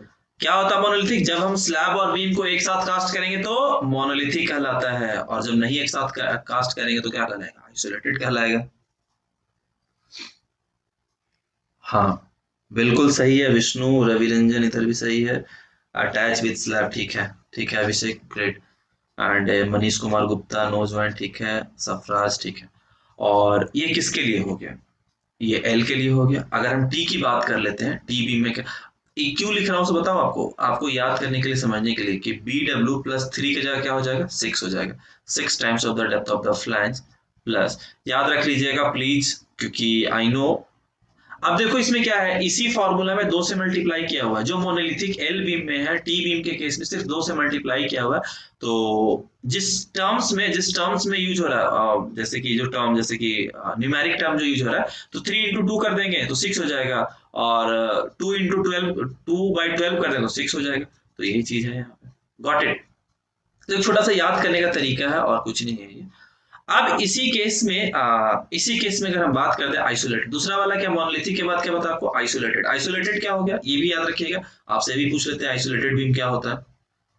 देखो ज्यादा डीप में नहीं जाएंगे, वो ज्यादा डीप में नहीं जाएंगे, लेकिन हाँ isolated T beam, isolated L beam के बारे में पता होना चाहिए कि आइसोलेटेड टी बीम क्या होता है। फॉर्मूला एनीवन का नाम आप तो नहीं लिख पाओगे क्योंकि आपके ज्यादा कमेंट्स में बड़ा नहीं लिखे, तो मैं लिख देता हूं, B W plus 0.5 L naught by B plus 4, it should be less than or equals to B, और this is also the width of the flange equals to, formula come chances है पूछने का, जब आपके पेपर पे देंगे तभी आपको पूछेंगे, नहीं तो नहीं पूछेंगे। जब आपको इसमें एंटर करेंगे ना, should be less than B, तो ये आपको चीजें क्लियर हो गया होगा यहाँ पे। अब कंडीशंस तीनों का तीनों लिख लीजिए। कंडीशन सिर्फ पूछ लिया जाएगा आपसे कि भाई आप बताइए कि बीम का कंडीशंस क्या होता है। तो when XU is within depth of flange, तो इसका आंसर ये होगा कि जो डिजाइन जो होगा, design same as rectangular section, कोई चेंजेस नहीं। दूसरा कंडीशन क्या बनता है? दूसरा कंडीशन पहला ये हो जाता है कि XU is greater than 3/7 times of the D, और एक होता है XU is less than 3 sorry उल्टा लिख दिया मैंने, 7/3 होता, उल्टा है जस्ट, ये लिखो, depth of the flange is less than 3/7 times of the XU, और दूसरा इसी बनता है depth of the flange is greater than 3/7 times of the XU। तो this is the A and this is the B। दोनों के लिए design criteria थोड़ा सा चेंज होता है, बाकी कोई फर्क नहीं है। सो इस तरीके से आपको एक ब्रीफली इंट्रोड्यूस करा दिया कि टी बीम क्या होता है या फिर एल बीम क्या होता है, और ये सारी चीजें। कहीं पे कोई दिक्कत? एक चीज आपसे इंटरव्यू में ये पूछा जा सकता है कि आपने इन्वर्टेड बीम का नाम सुना है?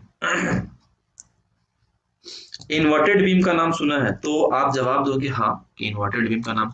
तो उसको डिजाइन कैसे करेंगे इन्वर्टेड बीम का? Do you have any idea about the कि how to design the inverted beam? Please answer, दो जो आर प्रेजेंट है प्लीज आंसर। 24 लोग प्रेजेंट है तो प्लीज मुझे आंसर चाहिए 24 लोगों से, और इधर लगभग 10 लोग हैं तो अभी, तो प्लीज लगभग 34 प्लस मेंबर हैं, तो please tell me the answer कि इन्वर्टेड बीम। ये आपसे आखिरी सवाल है, उसके बाद हम सीयर वगैरह व टॉर्जन पे घुसेंगे। सीयर से कम क्वेश्चन पूछेंगे आपको, ज्यादा फॉर्मूला में सीयर से बेसिक जो डायग्राम वाले क्वेश्चन से कितने पे फेलियर होता है, फ्लेक्सिबल सीयर क्या होगा, डायगोनल सीयर क्या होगा, अभी आते हैं अगले 10 बजे के आसपास आता होता है, 10:30 में होगा। नो सर, देखो इन्वर्टेड बीम जो है वो हम just like a rectangular beam के तरह ही डिजाइन करते हैं। कैसे? रेक्टेंगुलर बीम की तरह ही डिजाइन करता है। ये लिख देता हूँ।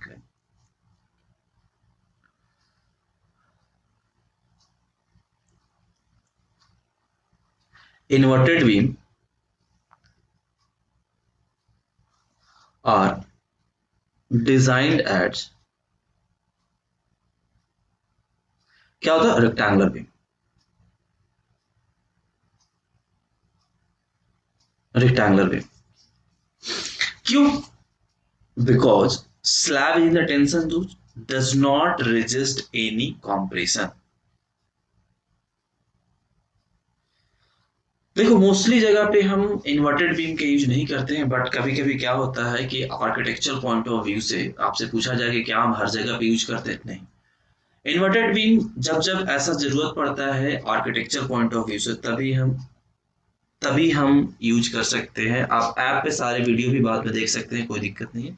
तो वीडियो डाउनलोड करने के लिए ऑप्शंस आपको मिल जाएंगे। तो ये चीजें हैं। तो आज के लिए बच्चा इतना ही रहने देते हैं, मतलब अभी के लिए, आज के लिए क्या, अभी के लिए हम, मेरे को पता है कि I will come at 10:30 again. आज इसी से ही शुरू करेंगे, फिर जहां से स्टॉप कर रहे हैं वहीं से। तो आगे वाले टॉपिक पे मैं जो कवर कराते जाऊंगा, बेसिक्स ऑफ द शेयर, क्योंकि लगभग 2 घंटा होने वाला है। बता देता हूँ क्या क्या अगले टॉपिक पे कवर करेंगे, ठीक है? रवि रंजन, अभिषेक, ज्योति, जो लोग भी प्रेजेंट है अभी फिलहाल के लिए। हाँ बिल्कुल सही है। वही बोल रहा हूँ कि जो इन्वर्टेड बीम जो डिजाइन करते हैं ना, as it is rectangular beam की तरह डिजाइन करते हैं। क्यों करते हैं? बिकॉज स्लैब जो होता है हमारा टेंशन जोन में होता है, जो कि कंप्रेशन को रेजिस्ट नहीं करता। क्या करता है? जो कंप्रेशन को रेजिस्ट नहीं करता है। तो ये हमारा सीयर हो गया, मान के चलिए सीयर हो गया, फिर आपका टॉर्जन, और इसके बाद एक one of the most important topic, जो सबसे प्यारा टॉपिक है आपका, जो सबसे मोस्ट फेवरेट टॉपिक होता है इंटरव्यूअर का, वो होता है बीम स्लैब कोडल प्रोविजन। बीम स्लैब, इसमें ज्यादा टाइम नहीं लूंगा, 15 से 20 मिनट लगेंगे। बीम स्लैब कोडल प्रोविजन, ये काफी इंटरेस्टिंग है, काफी मजेदार टॉपिक है, कोडल प्रोविजन। ये टॉपिक से बहुत क्वेश्चन पूछे जाते हैं। उसके बाद कॉलम, कॉलम के बाद फुटिंग, ये सब छोटा टॉपिक है, ज्यादा टाइम नहीं लगेगा। फुटिंग के बाद आपका स्लैब, रिटेनिंग वॉल, ये सब में जान नहीं है। अगर बीम, ये सारा चीज आपको समझ में आ गया, यहाँ तक क्लियर होगा, इसमें टाइम नहीं लगेगा ज्यादा, ज्यादा 10-10 मिनट काफी है, 10-10-15 मिनट।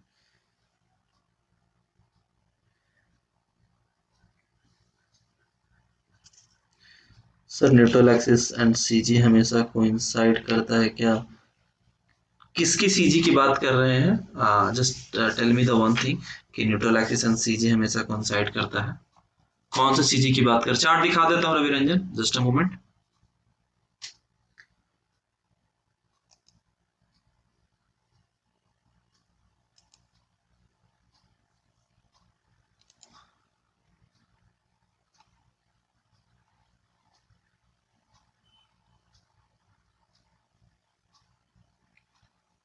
देखो सारी चीज मैंने कवर करा है, ऐसा नहीं कि कोई ऐसा टॉपिक है जो बचा हुआ है। I just cover all the topic, आपको दिख रहा होगा थोड़ा थोड़ा सब कुछ, हर चीज, ठीक है ना? सो उसके लिए आपको वरीड नहीं होना है। अगर किसी को कोई डाउट है तो I will just share the lesson.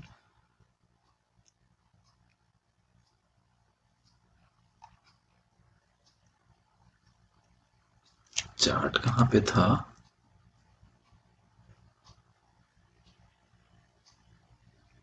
चलिए मैं बता ही देता हूँ, शायद वो मिल नहीं रहा चार्ट। वो चार्ट मैं आपको लिखवा देता हूँ रवि रंजन, वो जो चार्ट है ना, मैं लिखवा देता हूँ, क्योंकि वो चार्ट दिख नहीं रहा, पता नहीं, याद नहीं कहाँ पे है।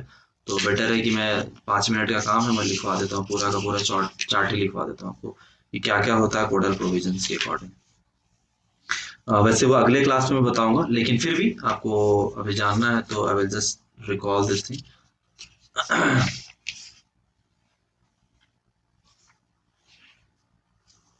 अगले क्लास में बताओ या अभी बता दूं?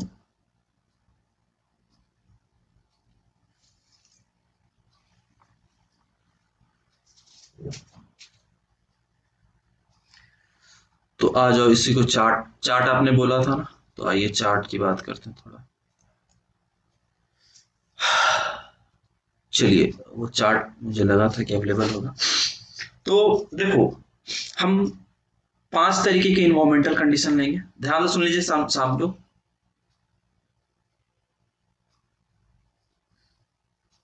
इन्वायरमेंटल कंडीशन हम लेंगे। दूसरा जो हमारा सेक्शन होगा वो minimum grade of the concrete, minimum grade of concrete. तीसरा जो हमारा जो सेक्शन होगा बच्चा वो होगा नॉमिनल कवर। यही चीज पूछना था ना, यही चीज का चार्ट पूछ रहे थे ना रवि रंजन। नहीं नहीं, बता दो अभी कंप्लीट ही करा देता हूँ, इतना छोटा सा टॉपिक के लिए फिर बाद में कहाँ डाउट भूल जाओगे, अलग ही दिक्कत हो जाएगा। क्योंकि देखो कभी कभी क्या होता है ना कि अभी जो याद है सो पूछते जाइए, बाद में भूल गए तो फिर ध्यान नहीं रहता है ना। अगर स्किप हो गया माइंड से और बाद में फिर याद आया, जब आपको भी याद आएगा, कल हो सकता है कि अगले क्लास में नहीं याद हो जाए। सीवियर कंडीशन, मॉडरेट के बाद सीवियर लेते हैं, सीवियर के बाद वेरी सीवियर ले लो, वेरी सीवियर के बाद 5 नंबर पे आप लोग एक्सट्रीमली ले लो, एक्सट्रीम सीवियर कंडीशन। तो मिनिमम ग्रेड जो होता है माइल्ड के लिए क्या लेंगे, M20, उसके बाद मॉडरेट के लिए क्या लेंगे, M25, सीवियर के लिए क्या लेंगे, M30, वेरी सीवियर के लिए क्या लेंगे, M35। एकदम तरीके से आपको याद करा दिया, M40। कवर की बात करेंगे, nominal cover that is 20 mm, ये हो गया आपको 30 mm। 30 के बाद बीम बीम की बात कर रहे हैं हम, ये 45 mm। 45 के बाद आपका ये हो जाएगा वेरी सीवियर में 55 50 mm। 45 + 5, हाँ 50 mm, ये 75 mm।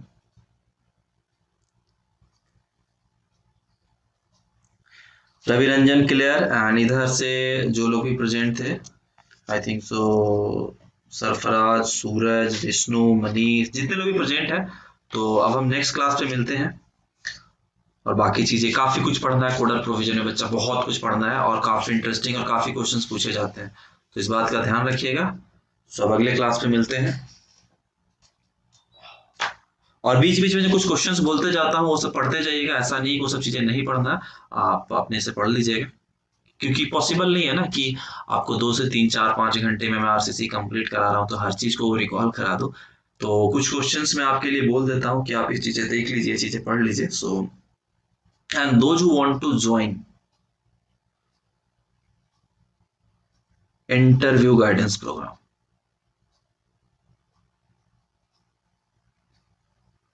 Interview guidance program for crack the interview, ये देखो अगर आप इंटरव्यू गाइडेंस प्रोग्राम ज्वाइन करते हो तो इतना मैं आपको श्योरिटी दे सकता हूँ, जितना पढ़ाया जाएगा तो आपको 60+ मार्क्स आ जाएंगे। And if you need the 60+ marks, अगर आपको 60 मार्क्स प्लस चाहिए तो आपके आराम से क्लियर हो जाएंगे paper, there is no any issue. तो that is all about the interview guidance programme. उसके लिए आपको डिटेल्स सारे कुछ शेयर किए हुए हैं, ऐसा नहीं कि नहीं शेयर किया हुआ। So if you want I will share again. तो एक बार मैं दोबारा से शेयर कर देता हूँ कि list of the faculty and आपकी क्लासेस कौन कौन लेंगे, सारी चीजें।